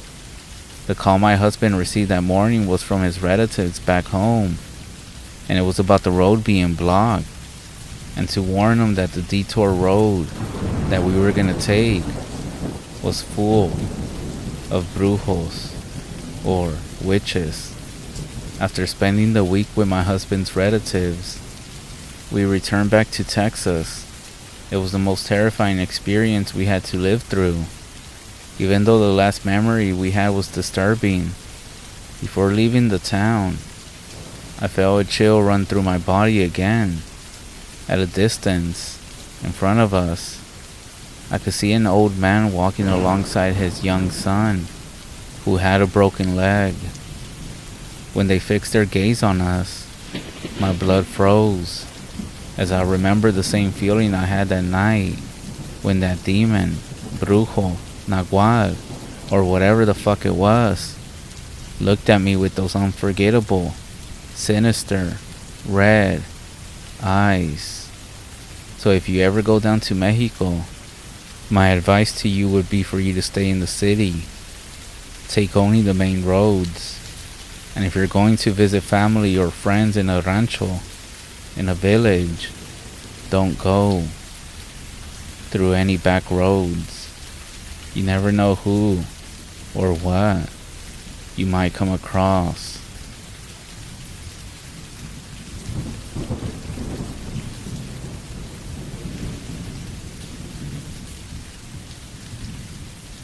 For years, I was the guy you would call if you had a squirrel in your attic. I mean, to a lot of people, I'm still that guy. But over the last 20 years, I have branched out to other less common infestations. Now, I'm the guy you call if there is a haunted doll going through your attic, or a Sasquatch trampling your flower beds. I actually love my job. All the skills I have acquired have allowed me to travel across the country. I have met incredible people, and I have experienced cryptids like few have ever done before. It doesn't hurt that the pay is great, but the stories are even better. I have one short story for you now. It's more of a public service announcement than anything else, really. I have dealt with every sort of infestation from Sasquatches. You spray human urine around the area of sighting, and it will avoid the area. A demonic presence. You need to bring in a priest. Sometimes it can be tricked into inhabiting a lesser creature, like a frog. And jackalopes. It's just a bunny with some antlers. Put it in a cage and give the poor thing a carrot. But recently, there has been one cryptid that has been growing more and more invasive into human settlements. It's called the hide behind. Most commonly found in the forests of the North United States and Canada. The hide behind is one cryptid that cannot easily be dealt with. In fact, I'm not sure it's even possible for one of these to be bagged and tagged like we normally would with other creatures. To my knowledge, no hide behind has ever been killed, maimed, dazed, or even simply removed from a residence. Once it has made a claim to an area, whether it be a local forest, a cave, or even, in one specific bloody case, a Bass Pro Shop, it will actually defend that area to the death. It was first documented by the Native Americans, then by the lumberjacks in the PNW of America. The hide behind is one of the lesser known but cryptids on the continent, but without a doubt, one of the most dangerous. No one really knows what they actually look like. As the name suggests, as soon as they are seen, they quickly duck out of view to hide behind anything in the vicinity. Out in the wild, this would be trees and rocks. In your home, this could be a corner, a kitchen cabinet, a TV, or literally anything else they can manipulate their body to hide behind, an object of any size. In the few accounts of the sightings we have on record, they have been described as everything from a large bear, lion hybrid, to a frail and elderly woman with long arms and rashes on her skin. Because of this wide discrepancy in their descriptions, they are believed to be shapeshifters that can change their shape based on what they believe will best get their potential victim to come closer and investigate the sighting. I don't know why the hide-behinds are moving into suburbs. I guess destruction of their natural habitat, but it is becoming a real problem. That's why I'm going to share the story with you now, so you know what to do if one ever shows up in your home. I pulled up to Tim's house around 12 p.m. on a Tuesday. He had called in to tell us there was a demonic entity in his house. He wanted us to remove it ASAP. They always demand ASAP. Tim had nothing going on, but people are just so much more demanding now than they were 20 years ago. I took a quick look around the house, and it was pretty apparent there wasn't any sort of demon in his residence. Not only was there no reaction to the holy water and Ouija board I had brought with me, but Tim also didn't have normal symptoms of a demon haunting him. Bad dreams, sleep paralysis, or the witnessing of any telekinetic events. After further questioning, he described what he had seen in more detail. He said, "First, I was sitting right there on the couch watching TV when I got the feeling I was being watched. I turned my attention to the screen door, and for just a second, I saw a bear looking in through the screen. But it wasn't a bear, you see. A bear would have just kept on staring at me or keep poking at the door. But this thing just ducked out of view as quick as can be, like it was trying to sneak up on me, and I had caught it in the act. But I just grabbed my gun, set it on my lap, and kept on watching the TV, and eventually that feeling, like I was being watched, just kinda melted off. It was all peaches and cream until she showed up a few days later.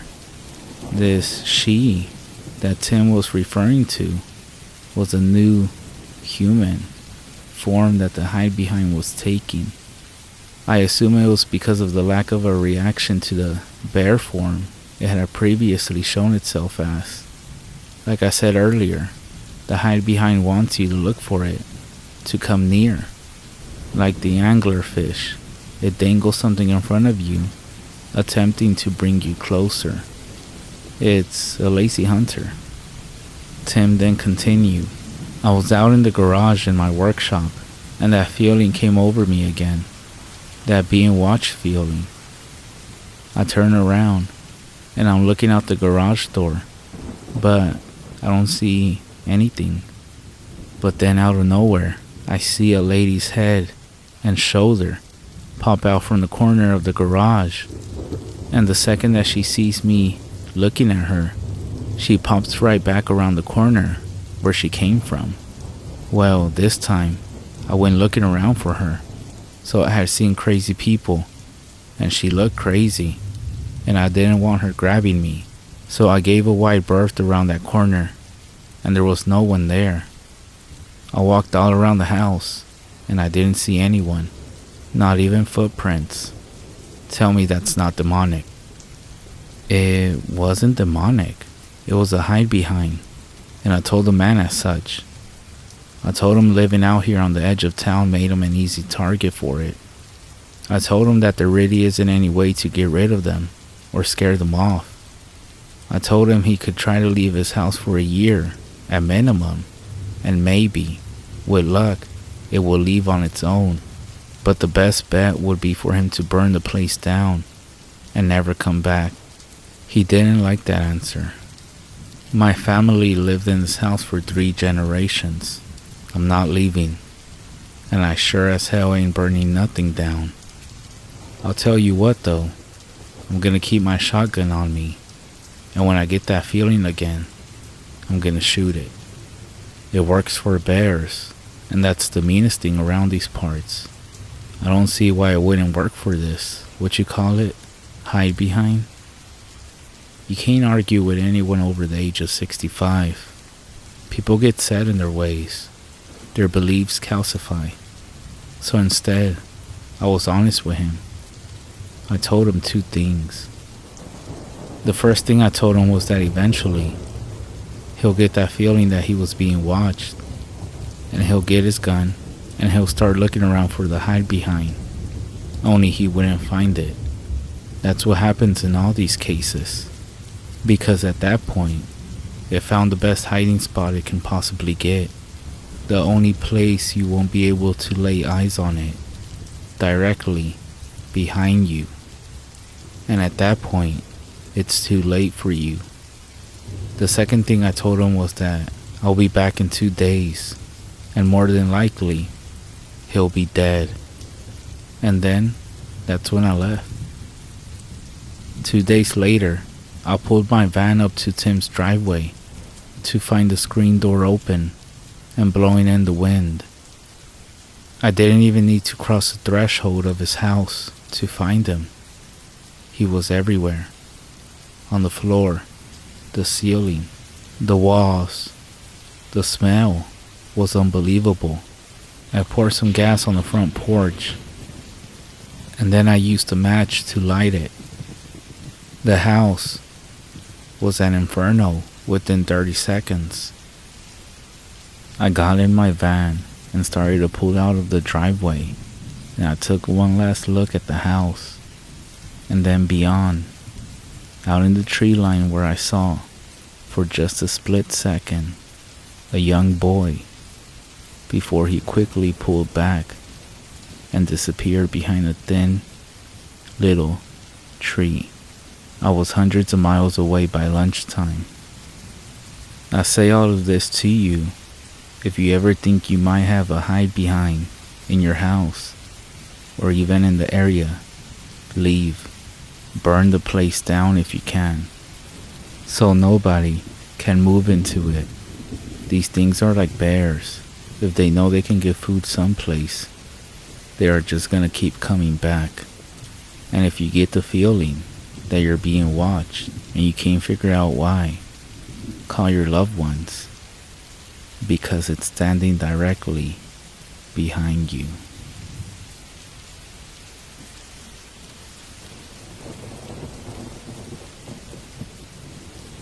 The year was 2004 in South California. I was 16 years old, Native American, Navajo. My grandmother was a medicine woman at such a young age. She was in the process of teaching me her ways. When I was a child, she always told me not to be afraid of anything I might see, and that I was special. Ever since then, it was like a gate opened in me, and I began to see things and feel them sometimes, cries and screams like whispers in my ears. This causes me to have to wear earbuds to sleep, playing some music in order to drown out everything and just sleep.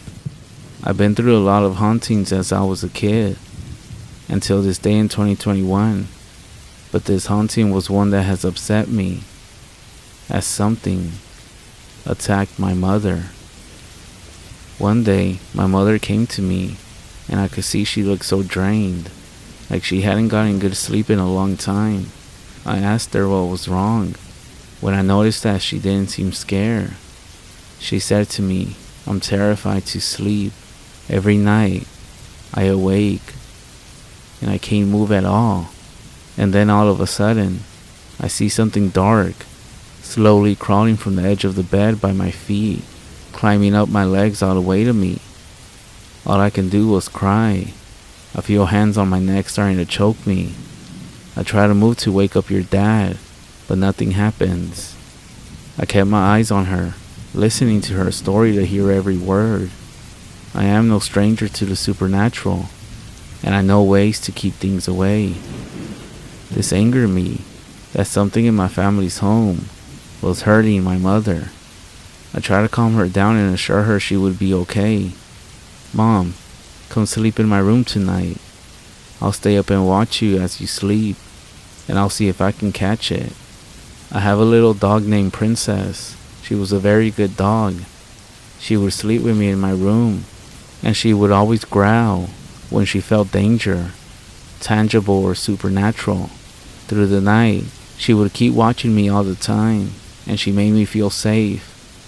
That night, my mother came into my room, laid on the bed, and I told her to sleep, reminding her that I would be here, so that she doesn't have to worry about anything.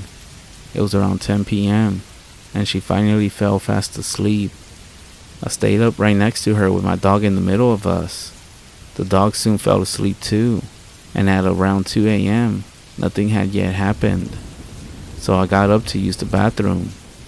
As I was coming out of the bathroom, I looked at my bedroom door, which I kept open just in case, and that's when a dark shape ran past inside. In my head, I thought, well, here we go. I walked back into my room and closed the door behind me. I laid on the bed and waited for anything to happen. Before long, I was getting bored since nothing was happening. I lay on my stomach with my hand holding my head. I let out a long breath. I folded my hands and I laid my head on them, facing away from the door. Not even 1 second passed and I heard my door open. I had a quick conversation in my head, and it was something like this. Did something wake you up? Maybe my little brother. He must have woken up. As I was saying this in my head, I felt like someone was shaking the bed, but only by our heads. They were shaking it in a way as if they were testing to see if a person was awake. I said again in my head, it must be my little brother. I better get up to see if he's okay. But when I tried to move, I couldn't at all. My head, my hands, I was completely frozen. The moment I noticed I couldn't move, I began to feel something climbing on the bed and on top of my mother. My heart began to pound, and I was thinking of what I could do. I felt something like a leg on the side of me from this thing that was on my mom. The bed felt like it was sinking in the middle, and whatever this was had its foot on my dog. My dog didn't even bother moving. It didn't make a noise this whole time. I thought in my head saying I had to do something. I need to think. At that moment, my side began to feel like it was on fire. It hurt so bad, making me lose focus on trying to think. But I pushed through. I ended up facing my fears and panics, and also became committed to prayer. But I couldn't believe it. I couldn't remember any prayers at the moment. I couldn't even make one up. I was blocked. So I looked at my hand that was close to my face, and I tried to focus on it, saying in my head, open your hands. Just open it. I tried and tried, but nothing was happening. I kept saying it over and over. It felt like hours now, but I needed to fight this and save my mom from this evil spirit. But then I felt the top of my fingers. I took that and began to try and open my hand fully and slowly. I could feel it moving as I felt my hand open just a bit. This thing jumped off my bed and ran out of the room. I heard my bedroom door slam shut, and I could finally fully move again. I looked at my mom, and she was okay with it. I let out a sigh of relief, and tears just started flowing again. My mom woke up asking what happened and why I was crying like that. So I told her, let's get the fuck out of here. So she and I went to the living room, and I told her everything that happened. After that, she looked so scared as I finished the story. We heard something that sounded like something running on hard wood. We looked up, and it was coming from the attic. But this time, it sounded like it was trying to get away. And then, it was gone. We didn't know what it was that was haunting my mom, but after that night, it never came back. And my mom thanked me for helping her. Amen.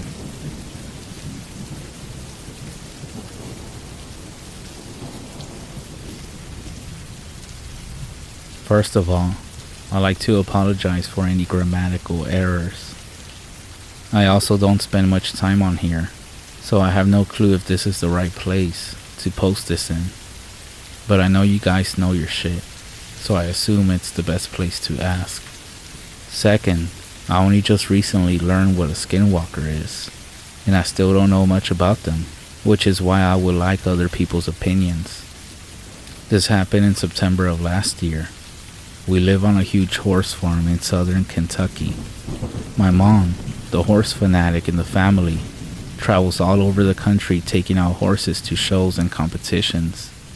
During that time, I get stuck at home with the responsibility of feeding the animals and other non-show horses. My parents were at a weekend-long show. It was around 5:30 p.m., and I was on my way down to the barn to give the horses their evening meal. Our horses are arranged in multiple sections, pregnant ones, show horses in another, etc. I was almost done feeding and only had the southwest corner section to go when I looked into the field that lined that section and saw something that I really can't explain with words. It was far enough away that I couldn't make out facial features, but I could tell it wasn't human. It was standing upright on two legs that seemed to be on backwards. Instead of the knees bending the right way, they went the opposite way.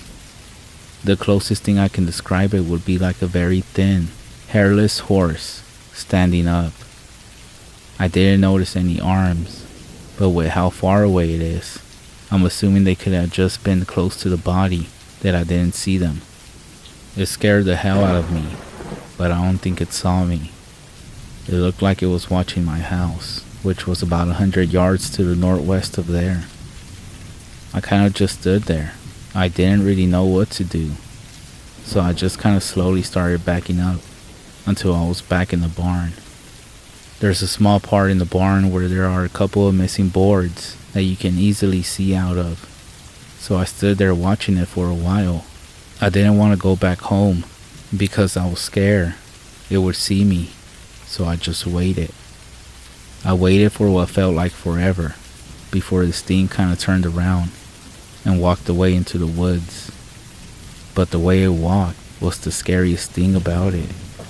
It was so unnatural. I waited a little bit, then ran back to the house as quickly as I could. The next morning my parents got home, so I didn't have to feed the horses again after that. I have never told anyone about this, but after discovering Skinwalkers, I'm wondering what you guys think. If it's not a Skinwalker, what else could it be?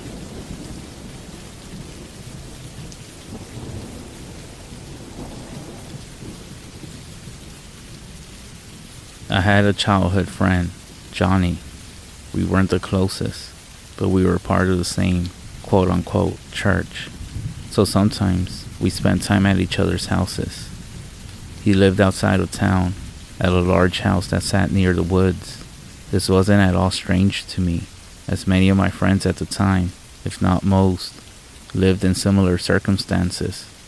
So it naturally became standard to play outside, hiking around the property, the woods, the large field in front of the house, everywhere. Johnny had a little brother, Steven, who sometimes wanted to tag along as well. Frankly, I don't remember much about how we would play, pretend, mostly I assume. This was the early 90s. None of us were from well-off families, and imagination was dirt cheap. You know, sometimes I really wish I could write off what I saw as imagination. It would be easier. This happened during one summer. All those years ago, Johnny, Steven, and I were doing our usual walking around, talking, playing pretend, down at the bottom of one of the large fields that surrounded the house. I can remember how hot it was. The grasses around us had long since dried. There was a sour smell in the air from all the weeds and shrubs surrounding us. The only things that remained green were the abundant brambles of blackberries that grew in huge, towering clusters off to one side of the property. I can remember there was this little rotting shack made of boards down there, and that's where we were, playing right near it. I had wandered just a bit away from them. It couldn't have been more than 10 feet. That's when I glanced away and saw it. There was something in the blackberry bushes. I couldn't tell what it was, but I reacted as best as my childhood mind would allow me to, and ducked behind a nearby shrub out of fear. Now keep in mind, these blackberry bushes in front of me weren't small. Such clusters can often climb small trees and grow into a sort of wall of thorny bushes. These were anywhere from 8 to 10 feet high, and whatever this thing was, it towered over them by at least a couple of feet. I could see its whole upper torso, arms, and head. It had thick black fur. It was clearly standing on two legs, and at that second, it looked like it was reaching for something. Now I'm sure at this second, you might be thinking, so this person saw a bear eating berries as a kid. Really scary. But this thing wasn't a bear. I was raised near the woods. I was young, but I had seen plenty of animals, and this thing was not a bear. Its shoulders, arms, and face looked very humanoid, but it was distorted, somehow evil looking. Frankly, the thought my young mind had at the time was demon. The thing that was most striking though were its eyes. They were red, which I'm sure it sounds cartoonish, but to a child, it might as well have been that the Reaper was right in front of me, and it did have that vibe. This thing was terrifying, and something inside me told me that if I didn't run right there and then, that I might not make it. I bolted for the house, screaming for Johnny and Steven to run with me. They did, acting either on instinct, at the sound of my voice, or just playing along with the moment. At least I suspect Johnny was. Playing along, that is. Steven, being younger, seemed to pick up on my fear. The wind was so intensely whipping by my ears that I couldn't really hear if the creature was in pursuit, but I dared not look back. Finally, we reached the safety of the house's deck and quickly ran inside. I tried to explain what happened to Johnny's parents, all about this demon that I saw in the blackberry bushes. Of course, they treated me like a dumb kid. My parents seemed to entertain that I saw something, but not that it was supernatural. I spent my life casually trying to understand what happened. Every couple of years, the memory resurfaces, like a nightmare that never quite leaves you. We did like to play pretend, after all, and it was very hot that day. Not to mention, clearly berries would explain the presence of a bear. But again, I knew the shape of a bear. I dabble in a little missing 411 info over the years, and there have been reports of certain things, creatures, that match. I forget the name, and I just tried looking it up, but couldn't find it. But apparently, there's something called a Skinwalker, and is said to have red eyes. Apparently, the legend goes that they like to twist people's heads off and wear their skin. As for what I actually saw, I suppose I'll never know. But I'll say this much. I hope I never see it again.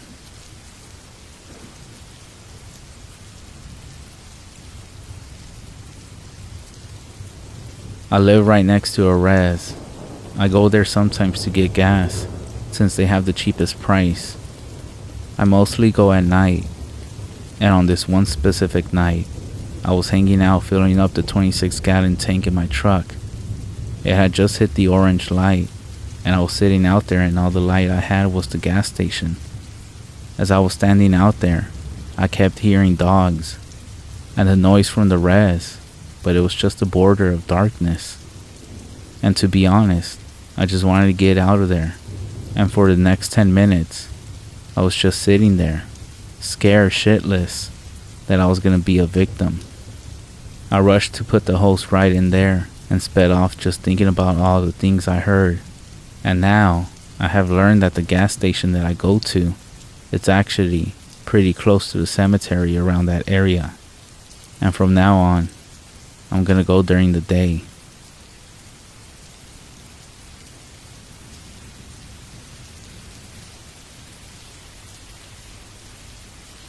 It's my first time telling my story here. Some background information. I was 16. I was working at McDonald's.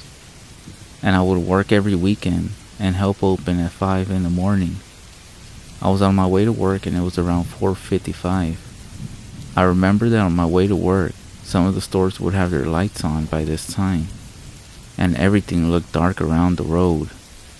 And I always remember thinking, there's no cars around. Everything looks dark, which was actually strange that our location was near a highway, and we would always have truckers or early birds come in for a morning's breakfast.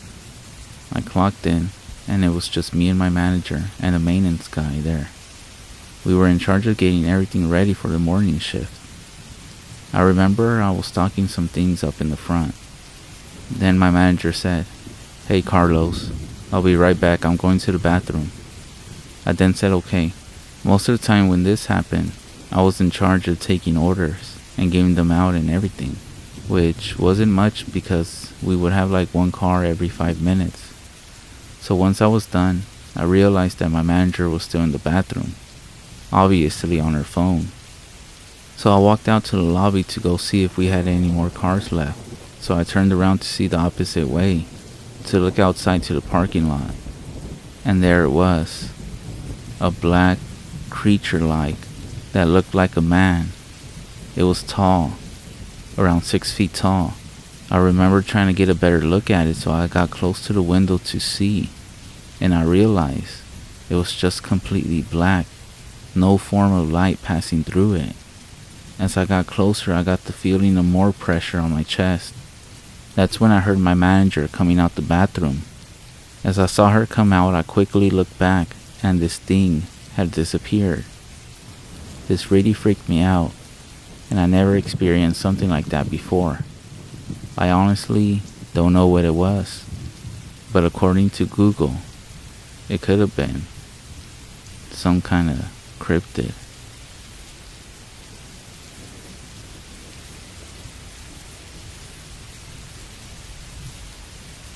This is my true Skinwalker story. At the time of this experience, I had no knowledge, nor had I ever heard about a Skinwalker. I was 19 years old, and I lived in Phoenix, Arizona, with my parents while attending community college. My sister-in-law had asked me to go with her to Tuba City, Arizona, to visit with her mother and pick up some papers. Her mother was a school teacher there on the Navajo REZ. We would be staying there overnight. Her mother lived in one of those small government houses on the REZ. There were about 3 or 4 houses near her on a small paved street, except for a few buildings near there. It was pretty isolated. My niece and nephew were with us, and we'll call my sister-in-law Mary, my nephew Mike, and my niece Amy. Mike was only 10 years old, and Amy was 9. It was early evening when we arrived in Tuba City. We had stopped at a fast food restaurant on the way to pick up dinner to go. After arriving at the house, we all laid together at a small kitchen table. We talked and visited a while before going into the small living room to watch TV. There wasn't a lot to do there, so Mary and I decided we would take a night drive and explore around the REZ. I know what you're thinking. It's a very bad idea, or a stupid idea. We drove around for about an hour and a half. Surprisingly, nothing weird happened. We were just laughing, talking, and listening to music as we drove up and down the dirt roads. After a while, we decided to head back. When arriving back home, we stayed up a little bit later, and then we decided it was time to go to bed. I slept in a small back bedroom on a twin bed next to a window with blinds. My nephew Mike slept on the floor in a sleeping bag in the same room. Mary and Amy were in the other room down the hallway. During the night, I was awakened by some strange, scratchy noises outside the window by my bed. It sounded like something was making long, slow clawing sounds down the window, like when someone runs their nails down a chalkboard. I am a light sleeper, so this of course woke me up. I whispered out loud to my nephew Mike to wake up, asking him if he was hearing the same thing I was. Mike was sleepy and groggy, being awakened from a deep slumber, so he seemed confused at first. I asked him again if he had heard the scratching noise, but he didn't answer. He was just out of it. He then laid back down and was out like a light. I was perplexed and a little scared. I thought to myself maybe it was just a stray cat or dog, but I couldn't figure it out. I did, however, have no indication to look out that window, so I just lay there listening. After a few minutes, the clawing stopped. I must have fallen asleep because the next thing I knew, it was morning. I mentioned this at the kitchen table during breakfast, but no one seemed very interested. We left later that afternoon, and I never even thought about it again. 6 months later, I was attending one of my college courses. The teacher was lecturing us about different legends and stories of the Navajo people. He touched on the stories of evil medicine men, or witches, that are called Skinwalkers. He began telling us that they are very dangerous and harmful. They have the ability to turn into or disguise themselves as any animal. They could take the form of a coyote, wolf, or even a bear. They also been known to follow people home at night. That's why you should never be out on the REZ after dark. You're never supposed to make eye contact with the Skinwalker, because they can actually possess your soul. You should never talk about them, because you can draw them to you.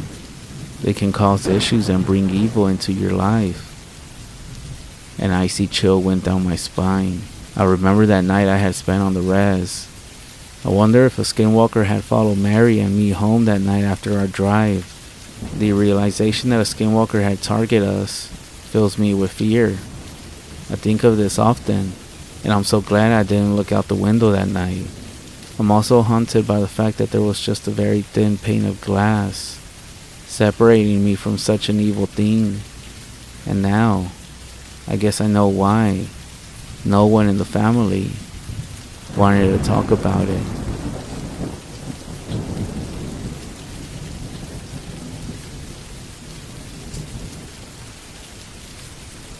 I never told this story to anyone, and I don't really intend to tell it again. I have a pounding migraine today, and this thread has kept me good company as I drifted in and out. I actually don't like talking about this time in my life. When I was around 12, I lived with my mom. We were below the poor level. We lived up in the mountains around Santa Cruz, California. My mom had a friend that owned a large bit of property up there, and he let us stay in a trailer up there. Our trailer was very small and was right beside a garden. A chain link fence ran around the garden to keep the dog the owner had out, along with other animals. All kinds of deer and things are very common in the area. Also, along the fence area was a single room. It was like a tiny house, but it was only a single room on the inside. This room had light, and since our actual trailer didn't, I spent a lot of my time in there. By the way, sorry that the story will be fairly long. I'm actually pretty bad at writing. I just want to say that first, as this will be the only time. So there's this one thing you should know right now. This small fenced-in area was only a small part of the property, but most of it was just a bunch of woods.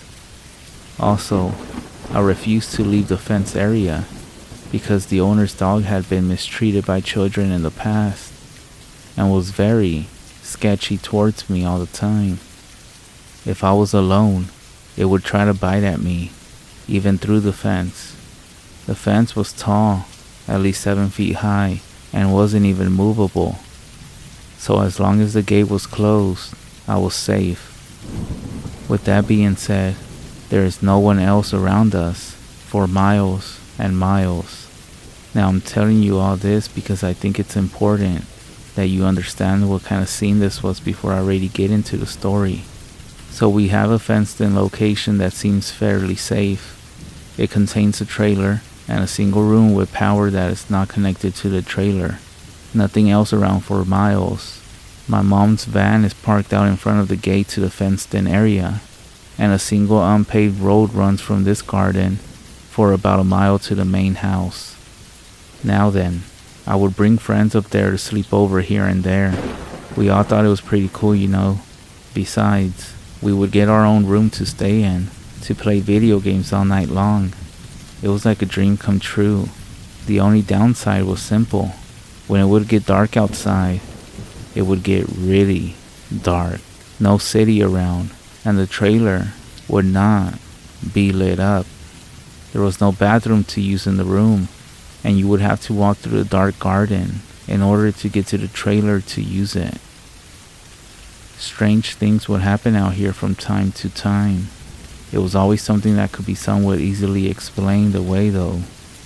Noises like people working at night, or once me and a friend were sitting out in the garden and we saw a shadow as big as a small bear bound up a tree, but the tree didn't shake like there was weight on it.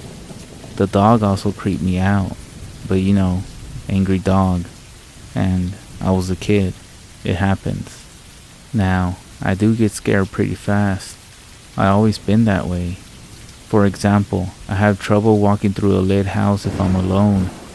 My friends, however, tend to be more outgoing, just the kinds of people I get along with. This time, I had a friend over.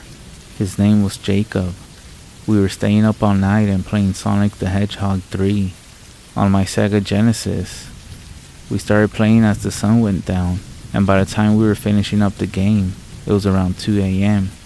That's when we heard it. We turned off the game, getting ready to find something else to play. There was a rumbling in the woods behind the room we were in, like somebody was rolling something really heavy around. We hadn't heard it before, because the noise from what we were playing was loud. I immediately got goosebumps. Jacob was not really worried about it, but it's not like there was someone else's house a yard right over there.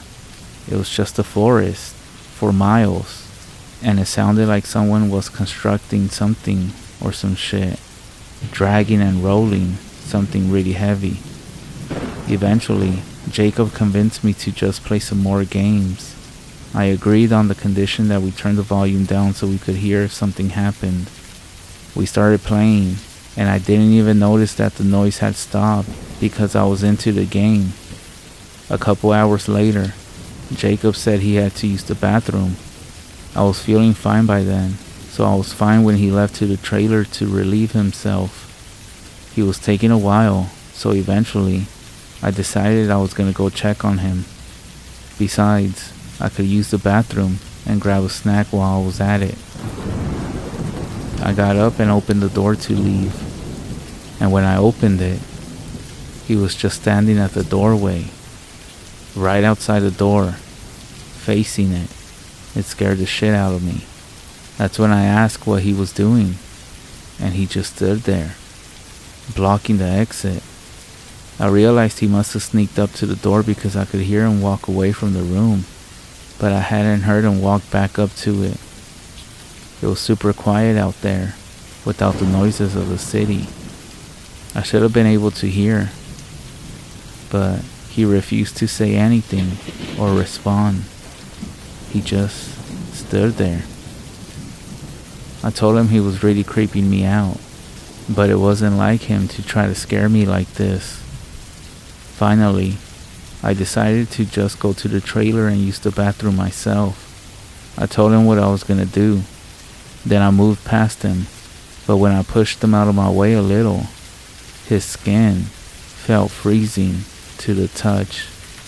I jumped a little, but it was a cold night, and he had been standing out there for like 30 minutes, so I figured that was to be expected. I walked as quickly as I could over to the trailer, and that's when he followed me, like, right on my tail. It was unnerving. I joked a little, saying that he already surprised me by scaring me at the door. The joke is over already. Finally, I got to the trailer and walked in. He didn't follow. He just stayed at the doorway. Now, I want you to picture this. Imagine inside a trailer, with the door open, in the middle of the night, and your friend is just standing outside a trailer looking in. I checked on my mom, who was fast asleep. Then, I turned to go into the bathroom. It was a porta potty, and we keep the bathroom door shut because it smells bad. When I reached for the door and tried to open it though, it was locked. That's when I heard a nervous voice come from behind the door. In here. I quickly turned to look at Jacob, but the door was still open and there was nothing there but pitch black night. I froze. I would have heard the bathroom door open if he had come in behind me and gone that way. There is no way to do it quietly.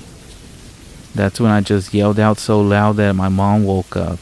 I stared at the doorway, unable to bring myself to move a muscle. She got up, walked over there, and looked out. Not seeing anything, she closed the door and asked me what was wrong. By now, Jacob was coming out of the bathroom and acting perfectly normal, but just a little bit confused. I explained what happened, and Jacob said he was just taking a long time in the bathroom, basically. None of them believed me at all, no matter how much I insist. My mom is sure that I just got sleepy and imagined it, and Jacob thought I was trying to prank him. So my mom gets out a big flashlight and walks us back to the room. She tells us to go to sleep, then she leaves and goes back to the bed herself. Now, this room doesn't have any windows or anything, so after a while, I calm back down a little bit. I'm telling myself that my mom was right. It must have been like a waking dream or something. Meanwhile, Jacob insists that he was in the bathroom the whole time, and I'm inclined to believe him, because there is just no way to really get around without being heard. So I settle down, but I'm a little rattled, but I'm thinking that I can just sleep it off throughout the night. Suddenly, the dog starts going nuts, right behind us. The room is up against the fence, so the dog must have been like right behind the room on the other side. I guess when the dog started going nuts, I got scared, because Jacob started laughing at me and said, "The dog barking at a squirrel or some shit, and you're over here shitting yourself." It keeps going like that for a long time though. Suddenly, the barking stops and gets replaced by whimpering. We hear the dog run away. There's about 45 seconds of silence before we hear something new. A small stretching sound on the back wall of the room. We both try to be silent as we can. Eventually, it stops. After 5 or so minutes of silence, Jacob decides to be brave. He decides that he's gonna wake up my mom to tell her something crazy is going on. I wish he wouldn't leave me alone, but there's absolutely no way I'm gonna go out there. He arms himself as best as he can with a tennis racket we had in the room with us. Then he takes a couple small steps and opens the door and dashes out. I close it as quick as I can behind him. In less than 30 seconds, I hear a scream. Not long after, the door flies open, and he comes back in looking pale as a ghost. He looks tired and his breathing is like he just ran a marathon. His eyes look as big as dinner plates. I then ask what is going on like 4 times before he finally starts getting words out. He tells me he walked out there and he was walking through the garden as quick as he could, and then he saw my mom, just standing there. He tried to talk to her, but she stared at him with a blank expression. Getting super creeped out because of what happened to me earlier, he took a couple more steps towards her, telling her that he thought something was in the woods. Suddenly, her face turned to an awkward smile. Then he realized something terrible. He hadn't noticed sooner because of the darkness. She was on the other side of the fence. Now, the door to this room does not lock, and as I explained earlier, this room had no windows. As he is telling me what happened, he is also at the same time putting stuff in front of the door, and by the end, I was helping him. In retrospect, whatever was harassing us seemed to not want to actually enter the room or the trailer, because the Jacob one didn't come into the room or to the trailer itself. Either way, we stacked everything we could against the door, thinking somehow, like in cartoons, this would actually definitely keep the creature out. So for the rest of the night, we heard scratches coming from all around the room. I, of course, ended up crying. Jacob looked like his mind had left his body with fear. At one point, whatever was out there was speaking as well. I heard it from right next to me where I was resting against the wall, in my mother's low voice, the same exact phrasing she had used earlier in the night. "What's wrong?" Followed by, "Go to sleep." The sun must have come up eventually. The scratching as well stopped. We heard my mom come to get us. This time, we actually heard footsteps. We of course refused to leave the room. My mom had to go get the property owner and have him take the door off. When we saw that it was actually her, I burst into tears again. We never had any experiences like these again, and we eventually moved away. But that one night still haunts me. I still refuse to go out at night unless I'm with a bunch of people, and I will never, ever live in the woods again. Anyways, I hope you all enjoyed hearing about this, as I probably won't tell the story again. Thanks for listening.